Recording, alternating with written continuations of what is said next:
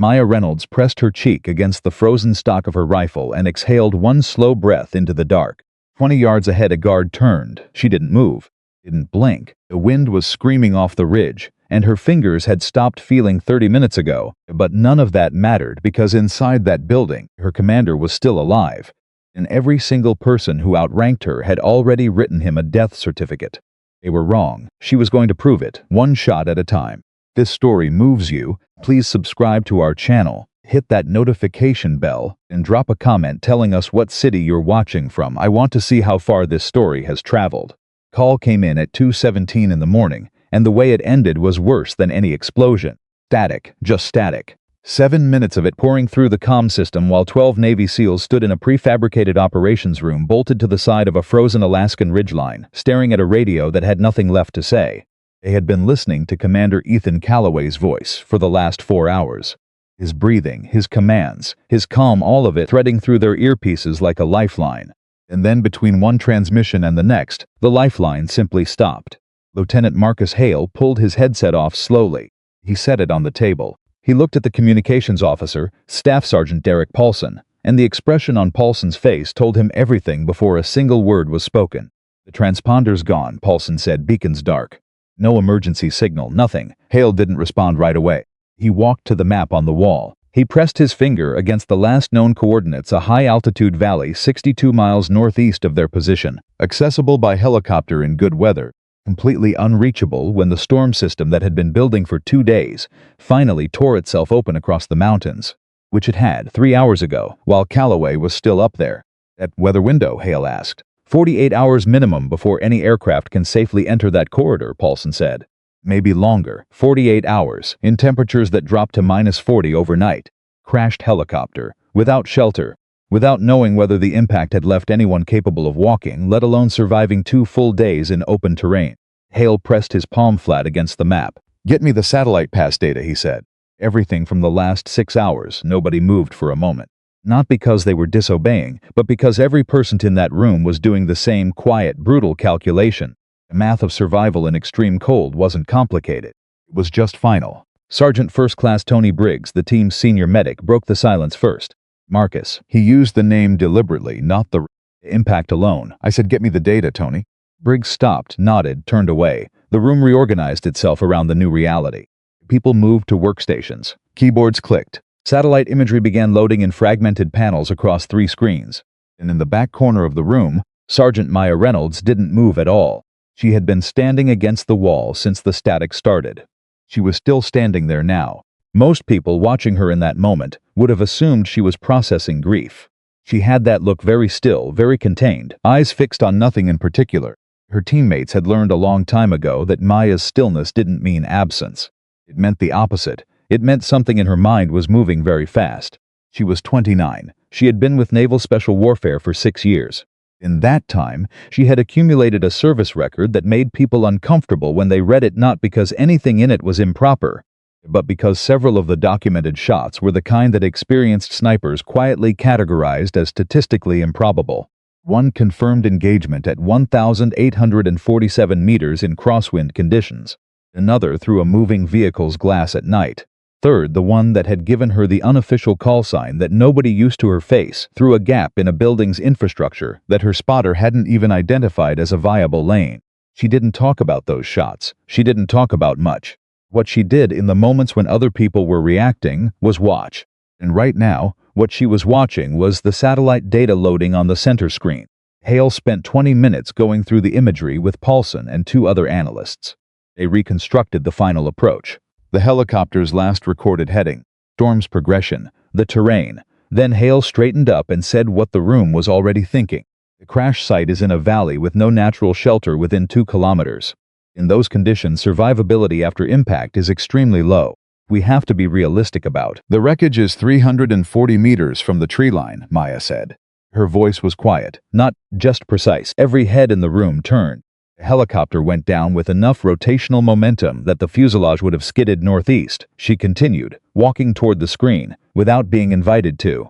Not straight down northeast, which puts the point of final rest closer to that ridge than the initial impact location suggests. She touched the screen with 2 fingers. "Here." Hale studied her. "We don't have confirmation."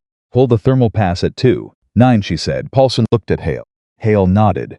Maya leaned in. There, she said. That's residual heat from the engine. But look at the pattern. The main concentration is here, that's the fuselage. There's a secondary trace, smaller, moving. The room went quiet in a different way than before. That could be debris, Briggs said carefully. Hot metal dispersal from... That pattern moves 40 meters over the span of this image sequence, Maya said. Debris doesn't move 40 meters in 8 minutes on flat terrain. Briggs came closer. He looked at the screen for a long time. That's a person, he said. That's Commander Calloway, Maya said.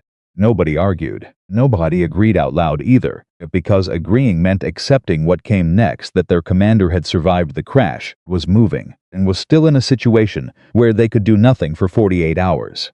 Even if that's him, Hale said slowly, the storm. Storm is moving southeast, Maya said. It's following the valley. Means the northeast ridge has a partial weather shadow. Not safe, but passable on foot. Hale stared at her. And you want to go in on foot? I'm going to go in on foot. Maya, I'm not asking for permission, sir, she said. It wasn't defiance. Her voice was completely level. I'm telling you where I'm going, so that if I find him and I need extraction support ready, you have 6 hours to position it. 6 hours, Hale repeated. The thermal trace from the secondary heat signature moved in that direction. She pointed. If someone walked him out of the crash site, if someone took him, that's the only structure within reach. Old Belikov Research Station. Abandoned since 1994. Hale pulled up the station coordinates. He looked at the distance. Then he looked at Maya. That's 11 kilometers, he said. Through a storm. Alone. At night, yes. Your hands will be frozen solid in 90 minutes without proper circulation breaks. I know. If you're wrong about this, then I'm wrong, she said. Spent a night in the mountains. That's the worst outcome. She held his gaze. If I'm right, and we wait 48 hours, there won't be anything left to recover. The room was absolutely silent. Hale looked at the screen for a long time.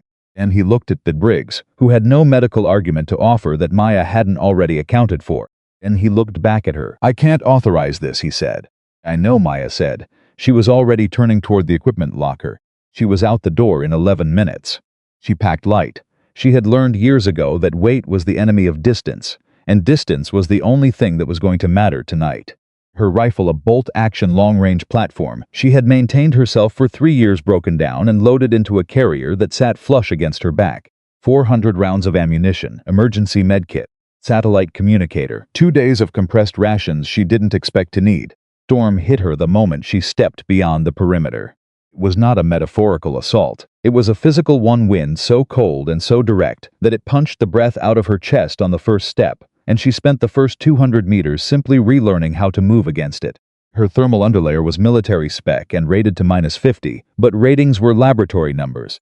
Out here, the wind factor cut through rating systems the way water cuts through sand. She kept moving. She had grown up in northern Minnesota.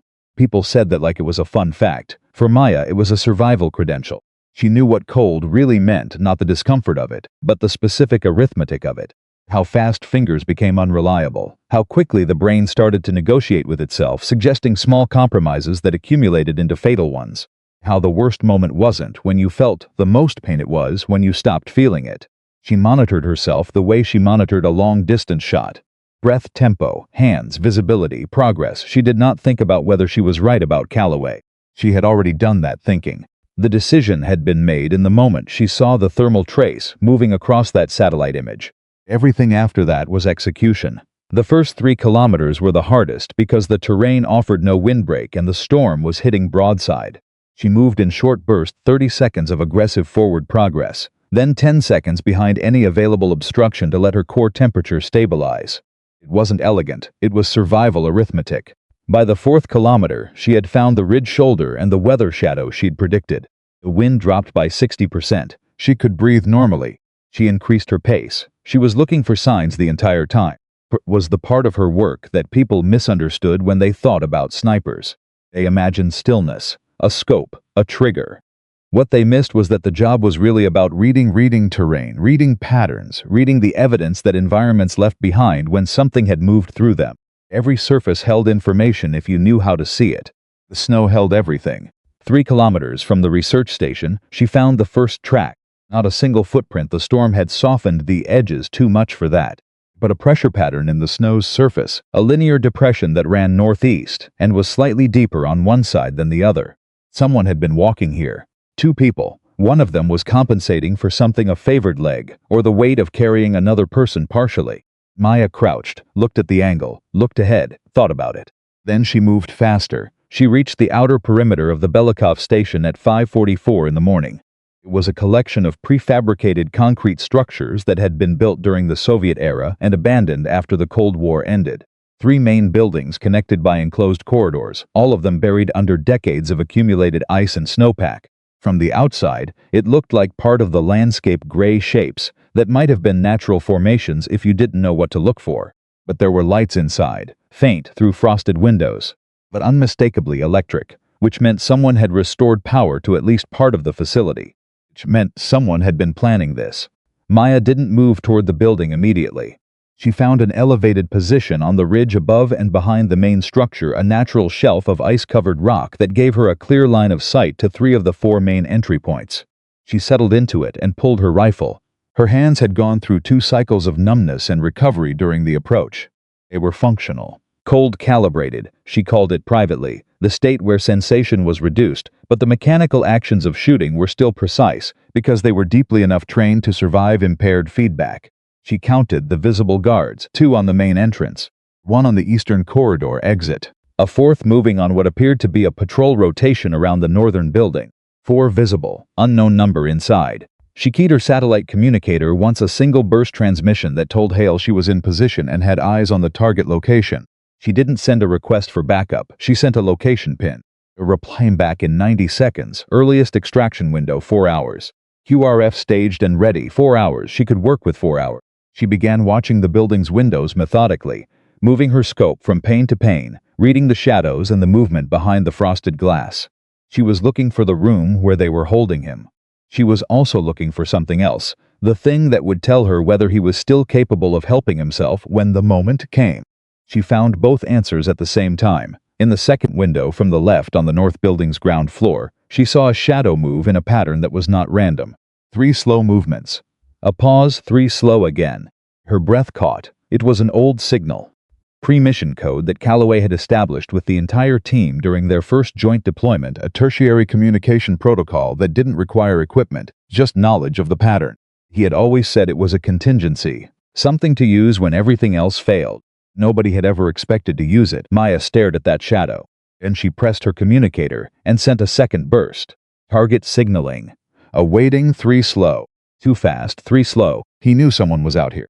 He was telling her to wait. She stayed still, and she began to think. 4 guards visible, unknown number inside. Belikov Station's original floor plan, which she had pulled from declassified infrastructure records during her first year at the command, and had memorized the way she memorized everything that might someday be useful, included a central operations room connected to both the north and south buildings. This was an organized operation, and the lights and guards suggested it was. Then the central room was where the command element would be. And that was where Calloway was, which meant accessing him directly required either a frontal breach through armed resistance or a method of collapsing the opposition's advantage before she made her move. She had been in positions like this before, not identical, never identical, but structurally similar situations where the arithmetic of direct action didn't work, where the only viable approach was something more surgical. Maya was extremely good at surgical. She identified the power distribution node through a process of elimination, the cable conduit running from a generator unit on the eastern face of the structure to a junction point on the exterior wall of the north building. She couldn't destroy the generator from her position without risk of structural damage that might compromise Calloway's safety. The junction box was a different story. She found the communications antenna on the roof of the south building. Military-grade equipment, the kind that didn't belong in an abandoned Soviet research station and hadn't been there when this facility was operational. Someone had installed it recently. She looked at it for a long time, calculating angle and probable penetration through the mounting bracket. Antenna was out. No communications to the outside. She found the external security camera, one of 3, mounted at the northeast corner and traced its cable to a relay box. One shot, that camera cluster was offline. She was building a sequence. Every shot she planned was a piece of a mechanism. Not random destruction, a deliberate dismantling of the enemy's ability to coordinate, to call for help, and to see what she was doing. Each shot had to serve the sequence, or she didn't take it. She had 4 hours. She was going to use every minute of it. At 6:20 she sent another burst to Hale. Beginning suppression sequence. 4-hour clock starts now. The reply came back in 40 seconds. Maya, do not engage alone. QRF is 2 hours out. Hold position and wait. She put the communicator in her pocket. She settled her cheek against the stock. She exhaled. And the night began to change. The first shot took out the antenna at 6:23. The sound was swallowed almost entirely by the storm, which she had calculated into the timing. In conditions like this, a suppressed shot from her position was effectively inaudible below the ridge. The antenna's mounting bracket sheared, and the unit dropped sideways against the roofline. She watched through her scope. Inside the building, someone had noticed. She could see movement, 2 figures crossing the operations room toward what was probably a communications station, trying to re-establish contact with whoever they'd been talking to. They wouldn't be able to. She gave them 4 minutes to process the situation before her second shot took out the relay box for the northeast camera cluster. Then she shifted position along the ridge 15 meters, slow and deliberate, not because she was afraid of being spotted, but because she was repositioning for the third shot's angle. Patrol guard on the north side had moved inside. 2 door guards were still on the main entrance, but their body language had changed. She could see it, even through the frosted glass, the rigidity that replaced routine when a security element realized something was wrong, but couldn't identify the threat. Good. Confusion was her ally. She waited again, not from hesitation, from discipline.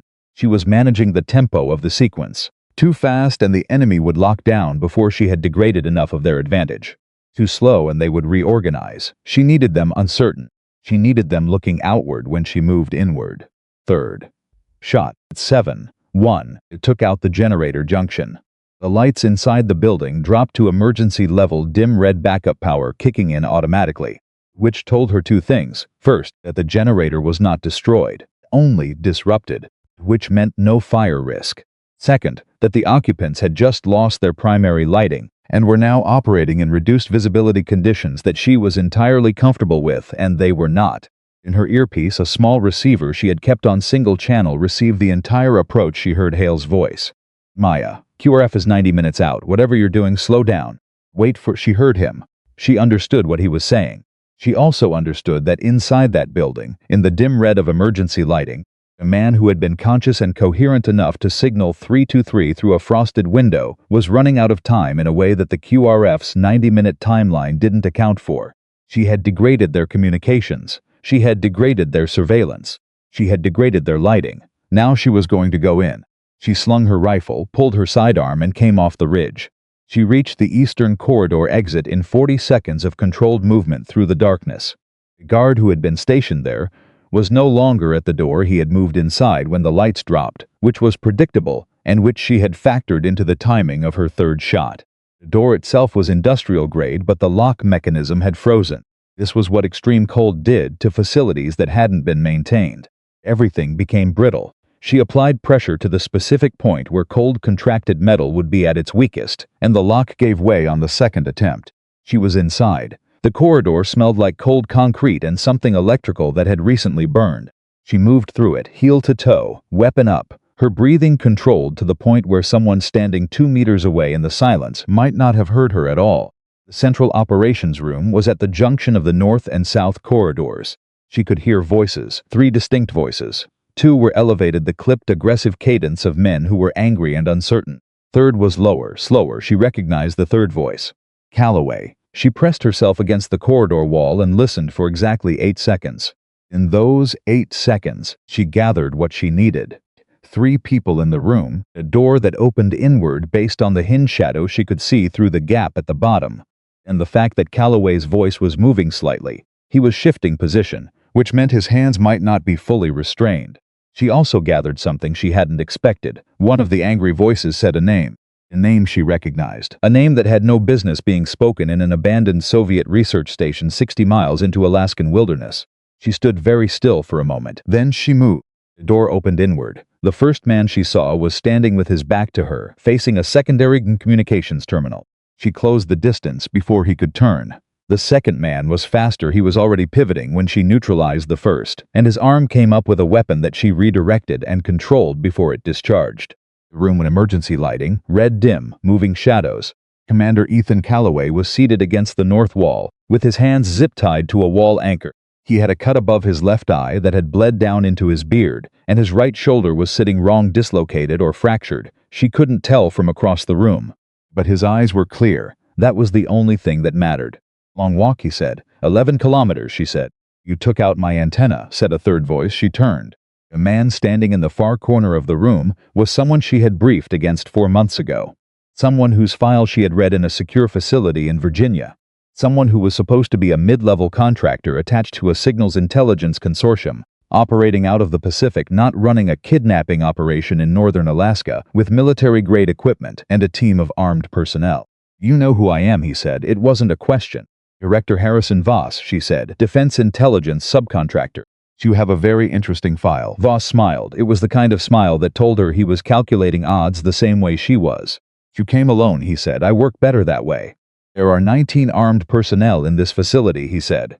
2 you encountered in this room were the only ones without radios. He tilted his head.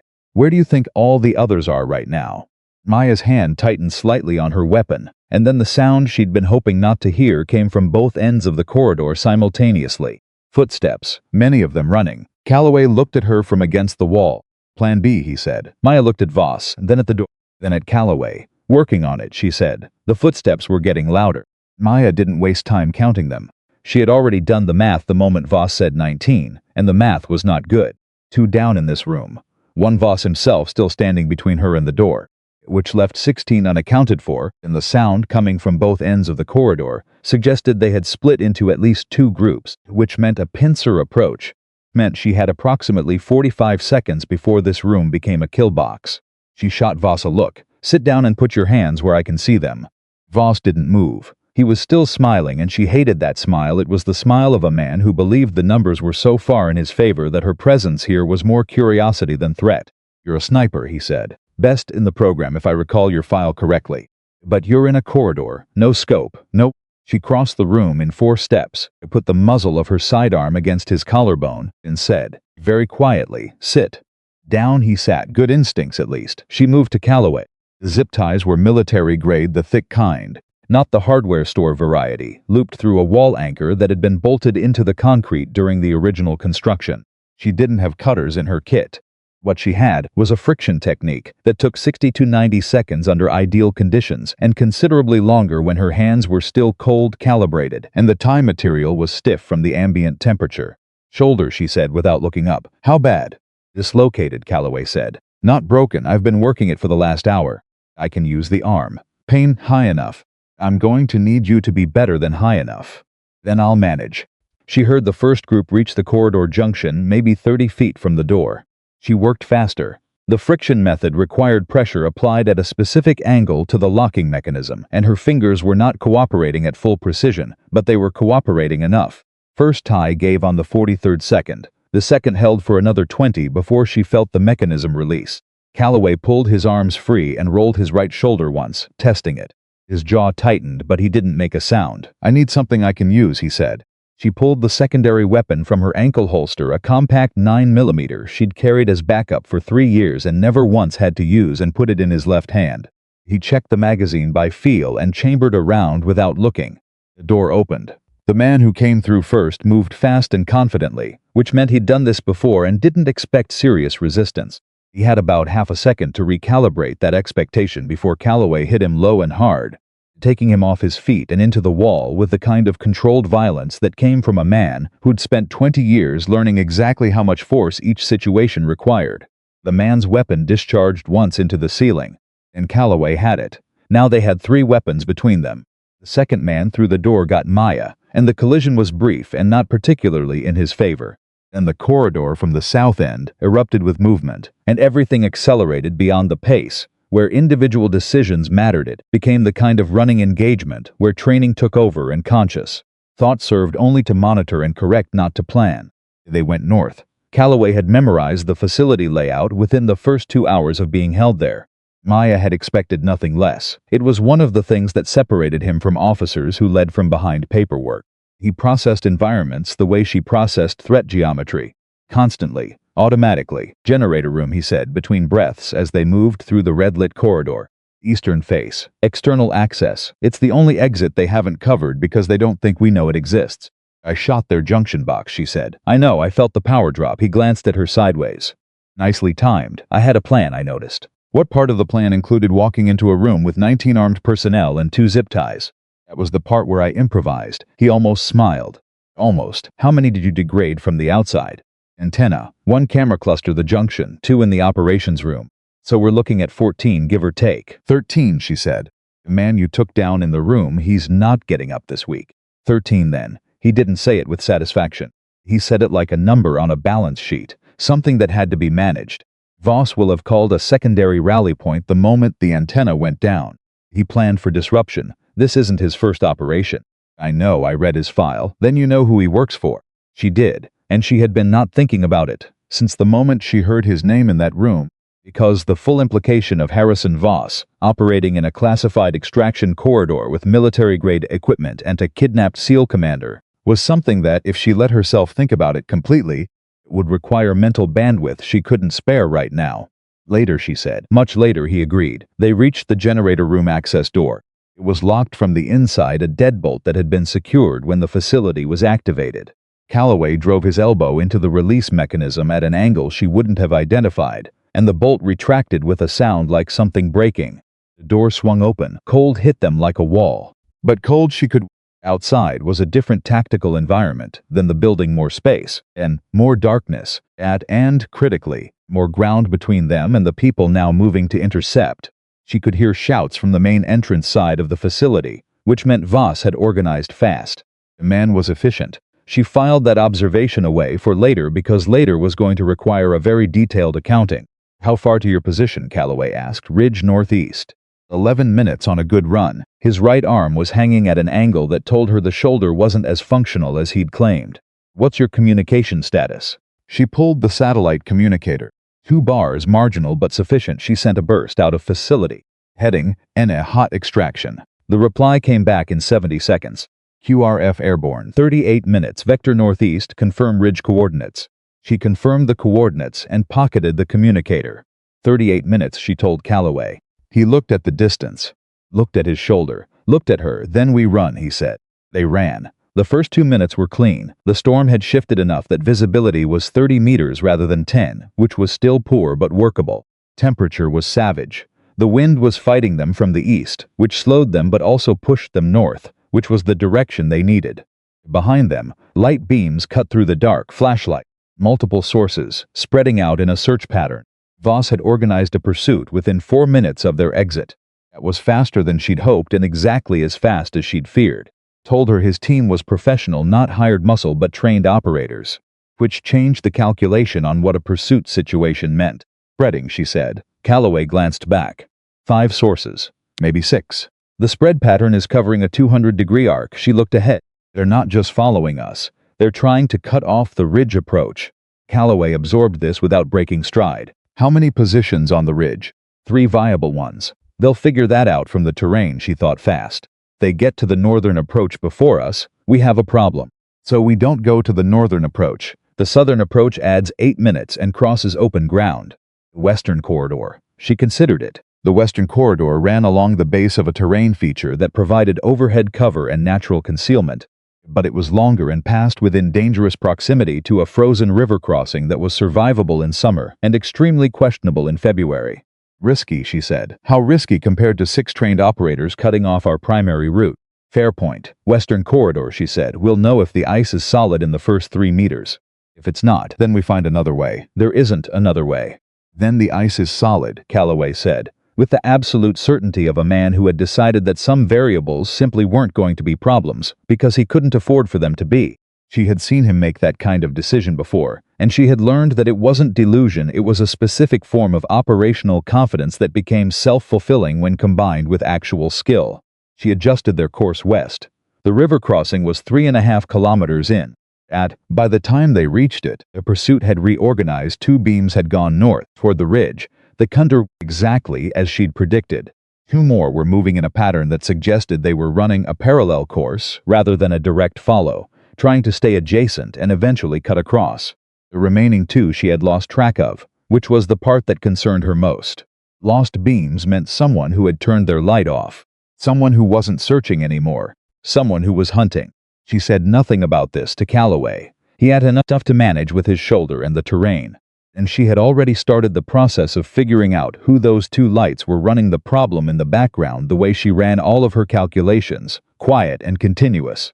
They reached the river. She tested the ice with her boot 3 meters of slow pressure, listening for the specific sound that ice made when it was lying about its weight capacity.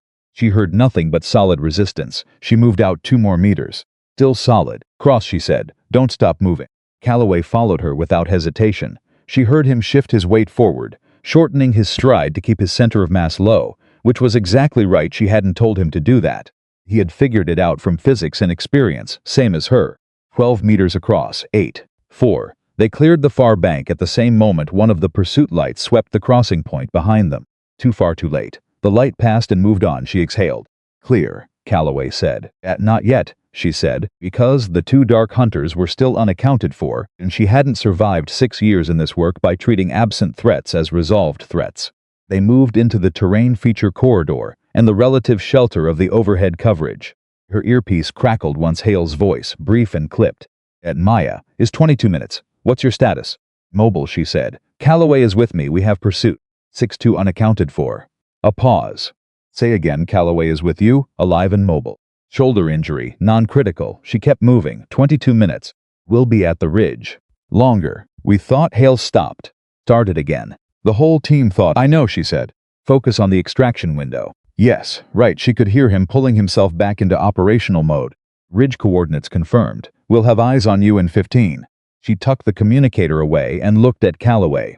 He had heard the exchange. His expression was the particular kind of control that she recognized as a man who was feeling something significant and had decided this was not the time for it. She recognized it because she wore the same expression herself most of the time.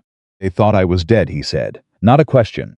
Standard assessment based on available data. But you didn't. She didn't answer immediately. They were moving through narrow terrain, now close walls of ice and rock that required single-file movement. She went first. Behind her, she heard Calloway's breathing measured, deliberate, a breathing of someone managing significant pain while pretending not to. I saw something in the satellite data that the standard assessment missed, she said. That's not an answer. She thought about it for 3 more paces. You once told me that a real operator doesn't leave people behind because the odds get bad, she said. I was there when you said it. I filed it away. Calloway was quiet for a moment. I say a lot of things, he said. Most of them I ignore, she said. That one I kept. He didn't respond, but his breathing stayed steady, and she took that as confirmation that whatever was happening behind his expression wasn't going to compromise his functioning for the next 22 minutes, which was all she needed from him right now. The ambush came at the 9-kilometer mark. She felt it before she saw it, a shift in the way the terrain ahead was absorbing sound, a quality of stillness that was too deliberate to be natural in a storm environment. Something was waiting. She put her hand back to stop Calloway, and he stopped instantly without question, because that was what trust looked like in operational conditions. She listened. 12, 15, there. A breath. Human, not wind. The rhythm was wrong for weather. Too regular, too suppressed. 11 o'clock position, approximately 20 meters. And if there was one, there were 2, because the dark hunters always worked in pairs. She leaned back to Calloway and put her mouth near his ear. 2 ahead, 11 and 2 o'clock, waiting. He turned his head slightly, not to look, which would have been useless in this darkness, but to process the geometry. They called ahead, he murmured. Voss has people we didn't account for. He said 19. We removed 8 from the count. 6 in pursuit and these 2. That's 16 total, Calloway finished. He was conservative with his number. She thought about this for a cold, fast second. Voss had told her 19. If the real number was higher, if he'd understated his assets deliberately, then the pursuit behind them was also understated. The 6 beams she'd seen might not be all of it. She had walked them into a corridor with an unknown number of hostiles behind and a confirmed ambush ahead. She did not panic. Panic was a luxury she had evicted from her operating system years ago. She did reassess. I need 60 seconds, she said to Calloway. Tell me what you need. Stay here, stay low. If something goes wrong. The ridge is northeast, 43 degrees from magnetic north, 3 kilometers. QRF will have a thermal signature on you in 15 minutes regardless of what happens to me. Pause. Maya, 60 seconds, Commander. She moved without waiting for his response. She went wide, a full 30-meter loop that took her around the anticipated position of the 2 dark hunters and brought her in from behind their 11 o'clock anchor. The storm was her cover. The darkness was her environment. And the thing people consistently failed to understand about snipers in close-quarters situations was that the same skill set that made them lethal at 2 kilometers made them extraordinarily effective at 10 meters because the core competency wasn't the rifle.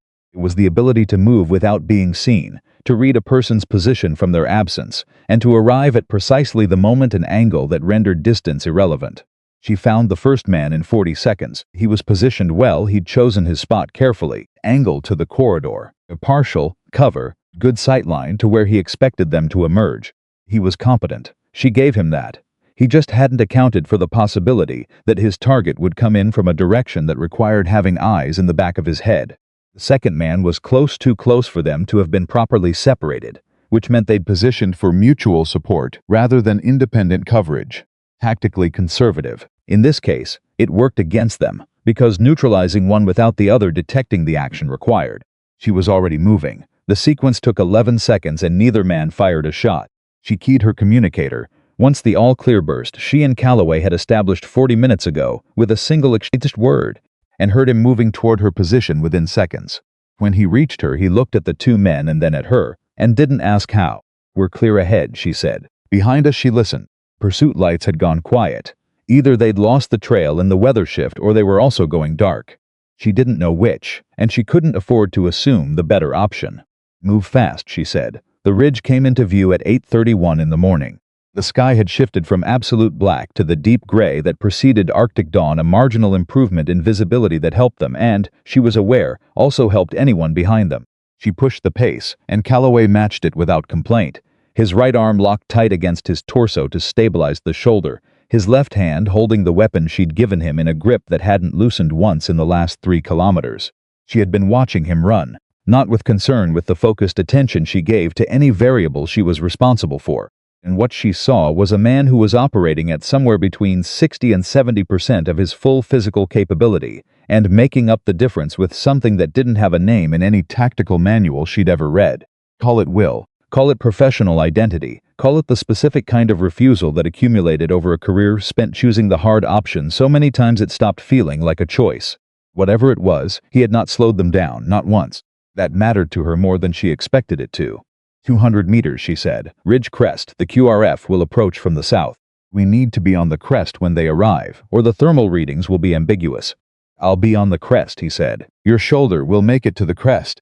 She let it go. They pushed the last 200 meters at a pace that hurt. Cresting the ridge, the wind hit them full force, the weather shadow was gone up here, and the storm had found a new angle that turned the air into something solid and brutal. She braced. Calloway braced beside her, shoulder to shoulder, and for a moment they just stood there in the full violence of the Arctic morning and breathed. Then she heard it, rotors far off growing, the specific acoustic signature of military helicopters moving fast and low. She pulled the communicator. This is Reynolds. I have 2 on the ridge at your confirmed coordinates. Visual signal in 10 seconds. She pulled a chemical light from her kit, the one she'd carried for 3 years as a last-ditch beacon, and cracked it. Green bright. She held it above her head. 30 seconds later, a light from the approaching aircraft swept the ridge. Found them, held. Visual confirmed, the pilot's voice came back. 2 personnel. We see you. 8 minutes. 8 minutes?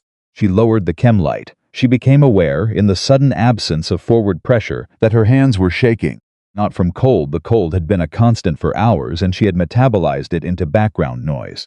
This was something else. The specific physiological release that happened when a body that had been operating on maximum output for too long suddenly received permission to stand down. She locked her hands together and pressed them still. Beside her, Calloway said nothing for a long moment. He was looking south, back toward the research station, toward the direction they had come from. Then he said, Voss, I know. That name in that location means this operation wasn't improvised. Someone with serious institutional access set this up. Planned the intercept. Planned the he stopped. Someone knew the extraction route. She had been thinking the same thing, since the moment she heard Voss say her commander's name in that red-lit operations room. She had been thinking it in the background, managed and contained, because thinking it in the foreground would have required action she wasn't in a position to take at 2A. In a frozen corridor with 13 armed people between her and daylight. Now she was on a ridge with 8 minutes to kill, and her hands steadied and her mind fully available. Someone gave him the route, she said. Someone on the inside, Calloway said. Neither of them said anything after that. The rotors got louder. Calloway turned to look at her. His face was something she'd never seen on him before, not the controlled expression of the operational commander, not the deliberate calm he projected in briefings, but something underneath all of that. Something tired and real and very human. "You walked 11 kilometers," he said. 12 if you count the loop around the ambush. In a storm, alone, after everyone else had already. Thermal data was clear, she said, not dismissively, but because she genuinely needed him to understand that it hadn't been sentiment. It had been evidence and choice, and the specific refusal to accept a conclusion that the evidence didn't fully support. He studied her for a moment. "You knew," he said. "I suspected." With high confidence. "That's the same thing for you." She considered arguing, decided not to. "We need to talk about Voss the moment we're on that aircraft," she said. "For the debrief, before anyone else gets into the room. Whatever he was doing out here, whatever access he used to arrange this, that access is still active." Calloway nodded slowly. "High up," she said. "The extraction route is need to know at the senior staff level." The weight of that settled between them on the ridge. Not panic, neither of them was capable of panic at this point, but the very specific gravity of understanding that the crisis wasn't over. That walking off the ridge and onto the helicopter was the beginning of a different kind of operation, one that would require different skills and would take place in rooms instead of mountains, against targets who wore credentials instead of weapons. Kind of operation where Maya's particular skill set was far less obvious. Kind of operation where being right and being able to prove it were entirely separate challenges. Calloway looked at her one more time. "You should know something," he said. "Sir, in that room when the power went down and the emergency lights came on, I heard your sequence. I counted the shots, I knew exactly what you were doing, and I knew exactly who it was." He paused. "I also knew you were going to come through that door." She looked at him. "I wasn't certain," she said. "I was," he said. Completely. The first helicopter cleared the ridge. Its lights swept over them, brilliant white cutting the gray dawn, and the downdraft hit them like a warm wall, which was the most welcome physical sensation Maya had experienced in approximately 9 hours. She raised the chem light one more time. Green bright. Found. Calloway put his left hand briefly on her shoulder, the uninjured arm, steady and deliberate, the way he did everything. "Let's go figure out who sold us out," he said. She nodded, and they walked toward the light. The helicopter smelled like fuel and heated air, and the particular synthetic warmth of military-grade thermal blankets, and Commander Ethan Calloway decided it was the best smell he had ever encountered in his life.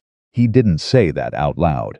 He sat in the jump seat with his right arm immobilized against his chest by a field dressing that the QRF medic, a young specialist named Torres, who moved with the efficient precision of someone who had learned her craft in genuinely bad situations, had applied within 30 seconds of him boarding the aircraft. The shoulder was dislocated, as he'd told Maya.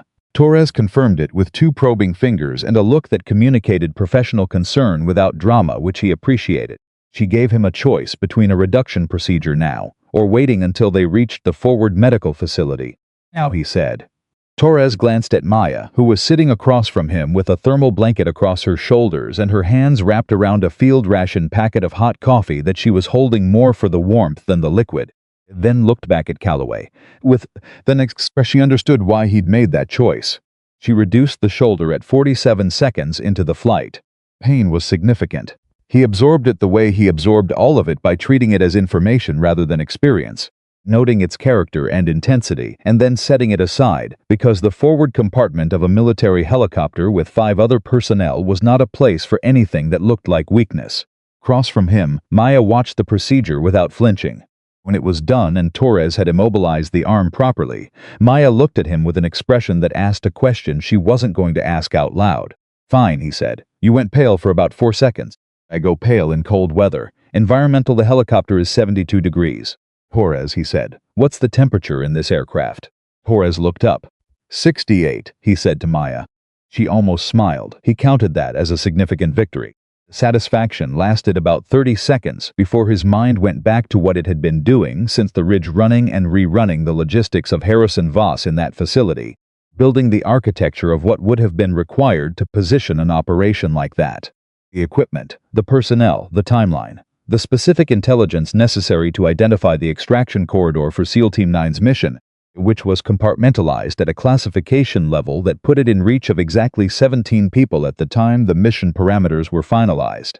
17 people, one of them had given Voss the route. Calloway was still building that list when the helicopter banked south and the forward operating base came into radio range. Lieutenant Marcus Hale was standing on the landing pad when the helicopter touched down. Maya saw him through the window as they descended, the rigid posture, a controlled expression, the way his hands were clasped behind his back with a precision that told her he had been standing exactly like that for some time, managing the waiting the way military people managed all waiting, which was by converting it into a physical discipline. He was flanked by Staff Sergeant Paulson and 2 other members of the team, and behind Kaz, further back, the rest of SEAL Team 9 had found reasons to be within visual range of the landing pad at this particular moment. They hadn't been ordered there, they were just there. The rotors were still winding down when she stepped out. Cold hit immediately. She kept moving. Behind her, Calloway came down the steps with Torres steadying his left side. She noticed, positioned himself so that the immobilized arm was on the side away from the team, still managing the optics. Still the commander, even with a dislocated shoulder and 9 hours of captivity and hypothermia coming off him like visible heat. Hale saw him, and something happened in the man's face that he wasn't able to control. Collapse, briefly, not of composure but of the particular architecture people built to hold grief in place when they decided grief was the appropriate response. He had built it for 3 hours. It came down in about 2 seconds. Crossed the pad in 5 strides and stopped in front of Calloway. "Sir," he said. His voice was completely steady. His eyes were not. "Marcus," Calloway said. A pause. The 2 men looked at each other with the specific weight of people who had been through enough together that the things they weren't saying filled the space between them like something solid. "You look terrible," Hale said. "You should see the other facility," Calloway said. Hale exhaled something between a breath and a laugh, and then he looked at Maya. Whatever he had been preparing to say to her, whatever speech or rebuke or complicated gratitude had been forming in his mind during the 3 hours he'd spent waiting, seemed to become insufficient the moment he was actually looking at her. "Thermal data," he said finally. "The moving signature." "Yes, sir. You were right. Yes, sir. He stopped. Started again. I almost ordered you back before you reached the perimeter." I know that too," she said. "Thank you." Hale looked at her for another moment. Then he straightened up and put the mask back on, the lieutenant's mask, operational and forward-looking, because Hale understood, as all good operators understood, that the emotional reckoning was something you scheduled, not something you had in the middle of a situation that was still unresolved. And this situation was still unresolved. "Debrief," he said. 20 minutes. Both you 10, Calloway said. "And I need the room cleared to essential personnel only. No signals, no transmission, no recording until I say otherwise." Hale looked at him. The specificity of those conditions, not the content of the debrief, but its security parameters, told him something was wrong beyond the obvious.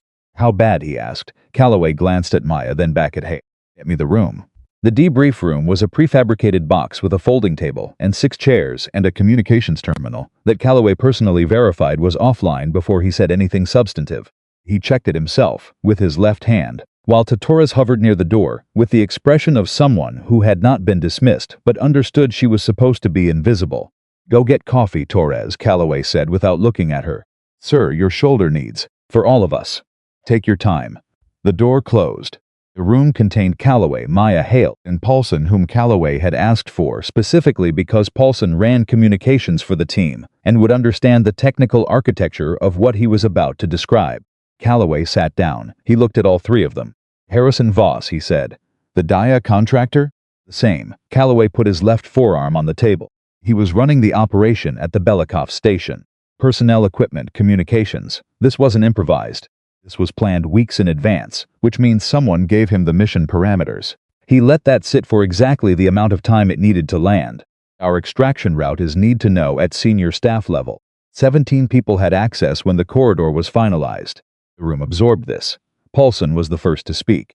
He was methodical by nature, a man who processed informations horizontally rather than vertically, which made him slower to conclusions but more reliable when he got there. "You're saying we have an access problem," he said carefully. "I'm saying we have a leak," Calloway said, "possibly a single source. Possibly coordinated. I don't know the scope yet, and I'm not going to know it by speculating in this room. What I know is that until the source is identified, I don't want this information transmitted, logged, or discussed outside this specific group." Hale leaned forward. "If we don't report—" "I'm not saying we don't report," Calloway said. "I'm saying we control the channel. We report up, but we choose who we report to and what we put in writing." He looked at Paulson. "Can you maintain comm security on our end for the next 6 hours without triggering an anomaly flag?" Paulson thought about it. I can hold the standard reporting window for 4 hours before it starts looking deliberate. After that, someone senior will notice the gap. 4 hours is enough to make some calls I need to make before this goes wide, Calloway said. What calls? Hale asked. Calloway glanced at Maya. She gave him the slight nod that said she understood that she was keeping the specific name she'd heard in her head, the specific conversation she'd replayed on the ridge, available for his use rather than introducing it herself. It was his operation, his command. She was a sergeant. The information moved through the appropriate channels, or it got misused, and she was far too precise a person to let important information go to the wrong destination. There's a name I need to run through a specific contact outside the normal chain, Calloway said to Hale. Someone I trust, before I run it through the chain itself. Hale stared at him. You think the leak is in our chain of command? I think the leak is in a position high enough to access our extraction corridor. I think that position exists within our operational chain. I think that until I know more, broadcasting the name of a potential suspect through the same channels that suspect might be monitoring is. Calloway paused. Bad idea. That's an understatement, Paulson said. Derek, Hale said carefully. Don't comment on. No, he's right, Calloway said. It's a significant understatement. What I'm actually saying is that someone within the senior infrastructure of our operational chain may have sold a SEAL commander's extraction route to a hostile contractor, resulting in an attempted kidnapping and likely an intelligence extraction that would have compromised the entire mission series. He looked at Hale steadily. So yes, we are very careful about what we transmit and to whom. Starting now. Then Hale said, what do you need from me? I need you to run the team normally, standard reporting. Nothing flagged, nothing unusual. While Maya and I work the source problem from inside this room. Hale looked at Maya. She could see him processing the dynamic, the sniper who had been 12 hours ago. The sergeant, ignoring his authority to go on an unauthorized solo incursion, was now apparently Calloway's operational partner in a counterintelligence investigation, by the commander's own designation. She watched him decide whether that bothered him. To his credit, he made the right call. Understood, he said. What's my cover reason for the comm hold? Technical issues from the storm, Paulson said immediately. I can make that look real. The antenna damage alone gives me 2 hours of legitimate technical justification. Good, Calloway said. Do it. The meeting ended and the room cleared, and then it was just the two of them, Calloway with his immobilized arm and his pale face and his mind visibly running at full speed, and Maya with her hands finally thawed and her body beginning to register the 9 hours of physical output she had just asked ICTIT to absorb. You have a contact, she said. It wasn't a question. Admiral Lena Park, Calloway said. She runs a counterintelligence oversight cell that operates outside the standard DIA reporting structure. She was the one who flagged Voss originally 3 years ago. Before anyone took it seriously, he reached for his satellite phone with his left hand. She'll take my call.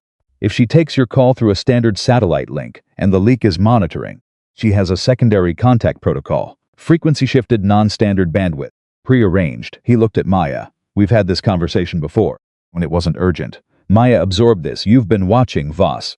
Hark has. I've been briefed. He met her eyes. This isn't the first time he's moved against a SEAL asset. The first time he's moved this far up the chain. The room went still. He's done this before, Maya said. 2 previous incidents, both attributed to other causes.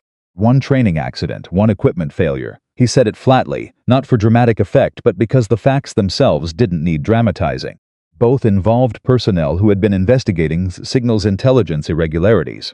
Maya looked at the table for a moment. He kills investigators, she said. He eliminates threats to whatever operation he's protecting. The investigators were threats. Calloway's expression didn't change, but his voice dropped half a register.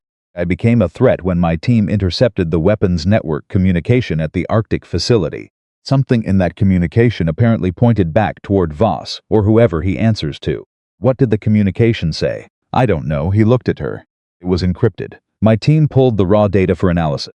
The analysis never reached me. The helicopter was hit 12 hours later. Maya's mind made the connection before he finished the sentence. The analysis team was processing the data at the time of my extraction, Calloway confirmed, which means either the data itself triggered an alarm somewhere or someone on the analysis team is part of the problem. She sat back, felt the weight of it. The mission had started as a weapons network interdiction. It had become a kidnapping, and it was now revealing itself to be something considerably larger, a coordinated intelligence operation with penetration at multiple levels of the chain, a contractor with a history of eliminating threats, and an encrypted communication that nobody had been allowed to fully analyze. Park, she said, make the call.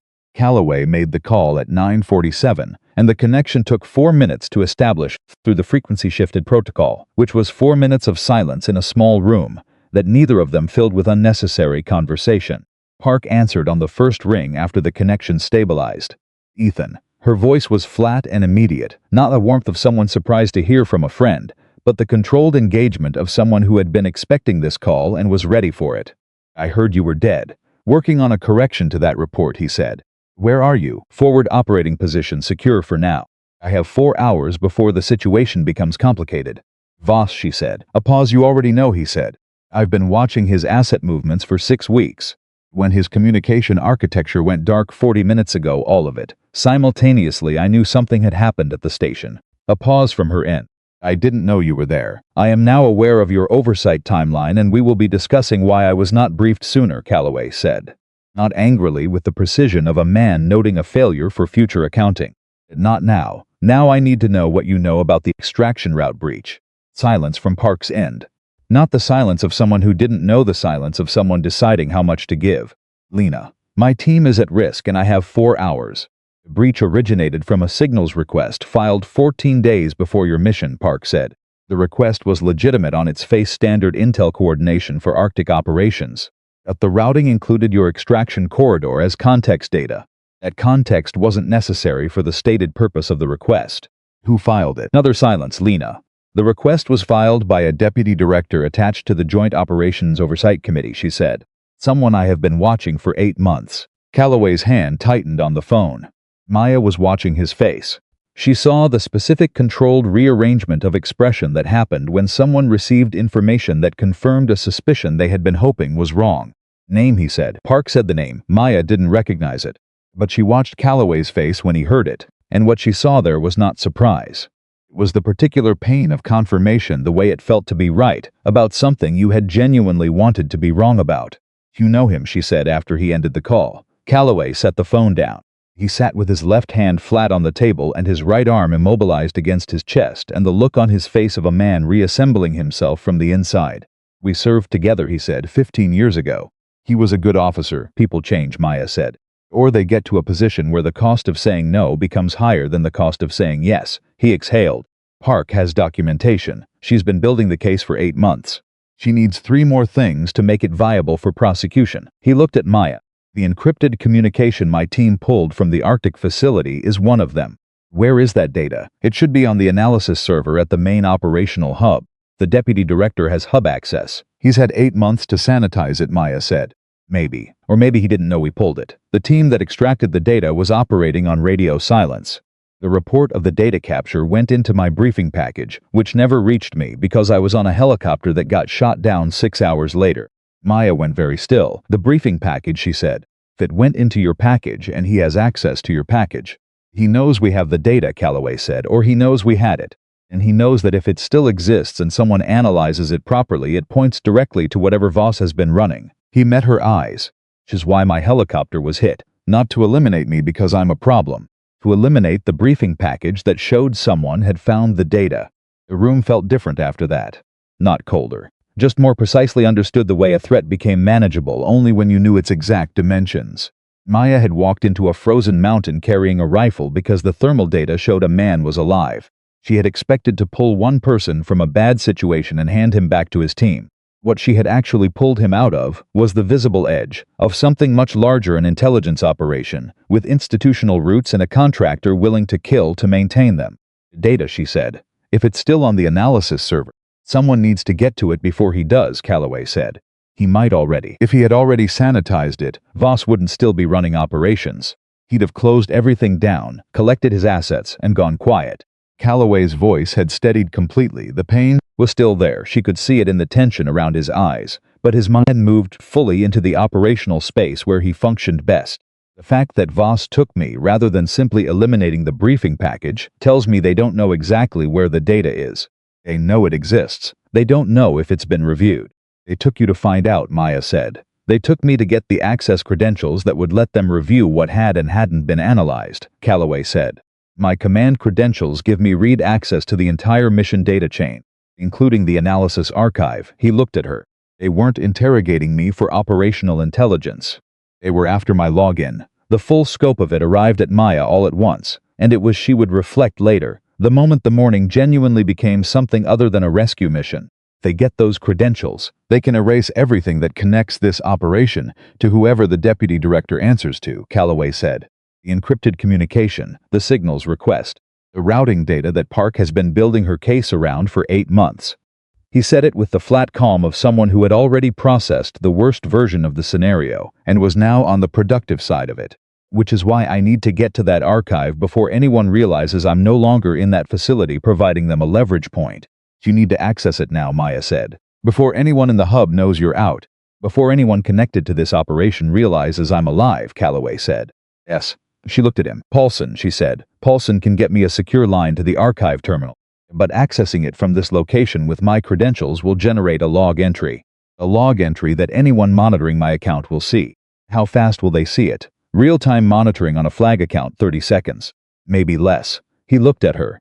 So I have 30 seconds from the moment I log in to copy the encrypted communication data to a secondary location, before the monitoring alert triggers and whoever is watching moves to block the access or sanitize the archive. 30 seconds, Maya said, for a data package that could be anywhere between 50 and 500 gigabytes, depending on what else got swept into the archive. She thought about this. Paulson can run a parallel extraction. If he splits the access, splitting the access doubles the log entries. It also creates an anomaly flag faster, unless she said the anomaly flag is already expected. She looked at him carefully. Paulson said he could hold the comm gap for 4 hours using storm damage as cover. What if the archive access looks like part of the storm recovery? Standard credential verification following an unplanned comms outage. Calloway was quiet for a moment. That actually works, he said. Paulson wraps the access inside a standard post-interruption verification sequence. The log entry looks routine. Anyone monitoring my account sees a credential check following a comm gap, not a targeted archive access. How long does a standard verification sequence take? 4 to 6 minutes, Calloway said. Which is enough time for Paulson to run the extraction, Maya said. They looked at each other. You think fast, he said. I've had a long morning, she said. Get Paulson. Paulson came in, listened to the plan for 90 seconds, asked 4 clarifying technical questions, and said, give me 8 minutes to set up the wrapper. And we go. He left. Calloway looked at Maya. When this is done, he said, there's going to be a very long institutional process. Oversight hearings, counterintelligence reviews, people asking questions in rooms very different from this one. I know. Your name is going to be on a lot of documents. I assumed. It won't be comfortable, he said, being the person who pulled on a thread that unraveled something this large. Maya looked at him steadily. I pulled on a thread because the thermal data showed you were alive, she said. What the thread attached to isn't something I chose. I'm not going to pretend I didn't see it. Calloway looked at her for a moment with the expression she was starting to understand, not quite pride, because she had done nothing that required his approval, but something adjacent, the recognition of one person who operated without compromise toward another. No, he said, you're not the type. Paulson came back in exactly 8 minutes. Ready, he said. We have a 6-minute window. After that the wrapper expires and the next access will look deliberate. Calloway moved to the terminal with his left hand. Typed his credentials. Screen populated with his account environment, the layered access hierarchy of a senior commander's operational profile, years of mission data organized in a structure that meant nothing to anyone without the context to read it. He moved to the archive, found the mission package, found the data capture log from the Arctic facility. File was there. All of it, every byte the team had pulled from the weapons network communication before the helicopter went down. Unsanitized, unaccessed since the original capture. It's here, he said quietly. Paulson was already running the extraction to the secondary location, a classified off-site server that he had not told Calloway the address of, because not knowing meant Calloway couldn't be made to give it up if the situation deteriorated again. Timer ran. 4 minutes. 3-2. At 1 minute and 40 seconds, the terminal flagged an incoming access request on the same archive file. Someone else, a different credential set, was attempting to access the mission package simultaneously. They see us, Paulson said. How long? 50 seconds to completion, Paulson said. His voice was flat and technical, not panicked focused. Parallel access will trigger a lock if it completes authentication before we finish. How long does their authentication take? Paulson looked at the flag. Standard credential verification is 30 seconds. 30 seconds. The extraction needed 50. Maya looked at the terminal and then at Paulson. If you break the connection, we lose whatever isn't transferred, Paulson said. If you don't break it, they lock the file and we lose everything. And they know we tried. Nobody spoke for the next 15 seconds. The authentication counter ran. 20 seconds, 15. And it stopped. The flag disappeared. Paulson stared at the screen. The access request dropped, he said. He sounded like a man who hadn't expected to say that. That aborted. Calloway looked at the screen. Then he understood. They don't know I'm out, he said. They think I'm still in the facility. They think accessing my archive now while Voss has a leverage point over me is premature. They're waiting. Waiting for what? Maya asked. For Voss to get my credentials directly from me, Calloway said. And they wouldn't need to use their own account. They'd use mine, and it would look like I accessed my own archive. The extraction completed at the 53-second mark. Paulson exhaled. Done. The package is in the secondary location. Clean copy, full dataset. He looked at Calloway. What do you want me to do with the access log? Leave it, Calloway said. Let them see that I ran a standard verification sequence. Don't touch it. He stepped back from the terminal. The fact that we have the data means nothing until Park can connect it to the signals request and the deputy director's access pattern. She needs all three pieces simultaneously or the case doesn't hold. How long does she need? Maya asked. She said she's been ready for 8 months, Calloway said. She needs one phone call. He picked up his satellite phone again. This time the call took 40 seconds to connect. Park answered immediately. Tell me you have it, she said. We have it, Calloway said. Secondary location. Paulson will send you the coordinates on the secure channel in the next 10 minutes. Pause from Park's end.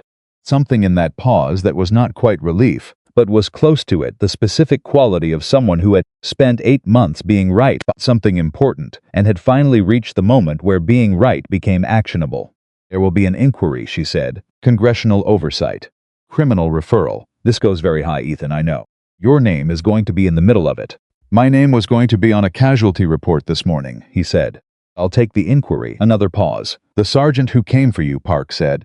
Reynolds, she's in the data trail too. Her unauthorized entry to the facility, her external action, will be part of my after-action report, Calloway said.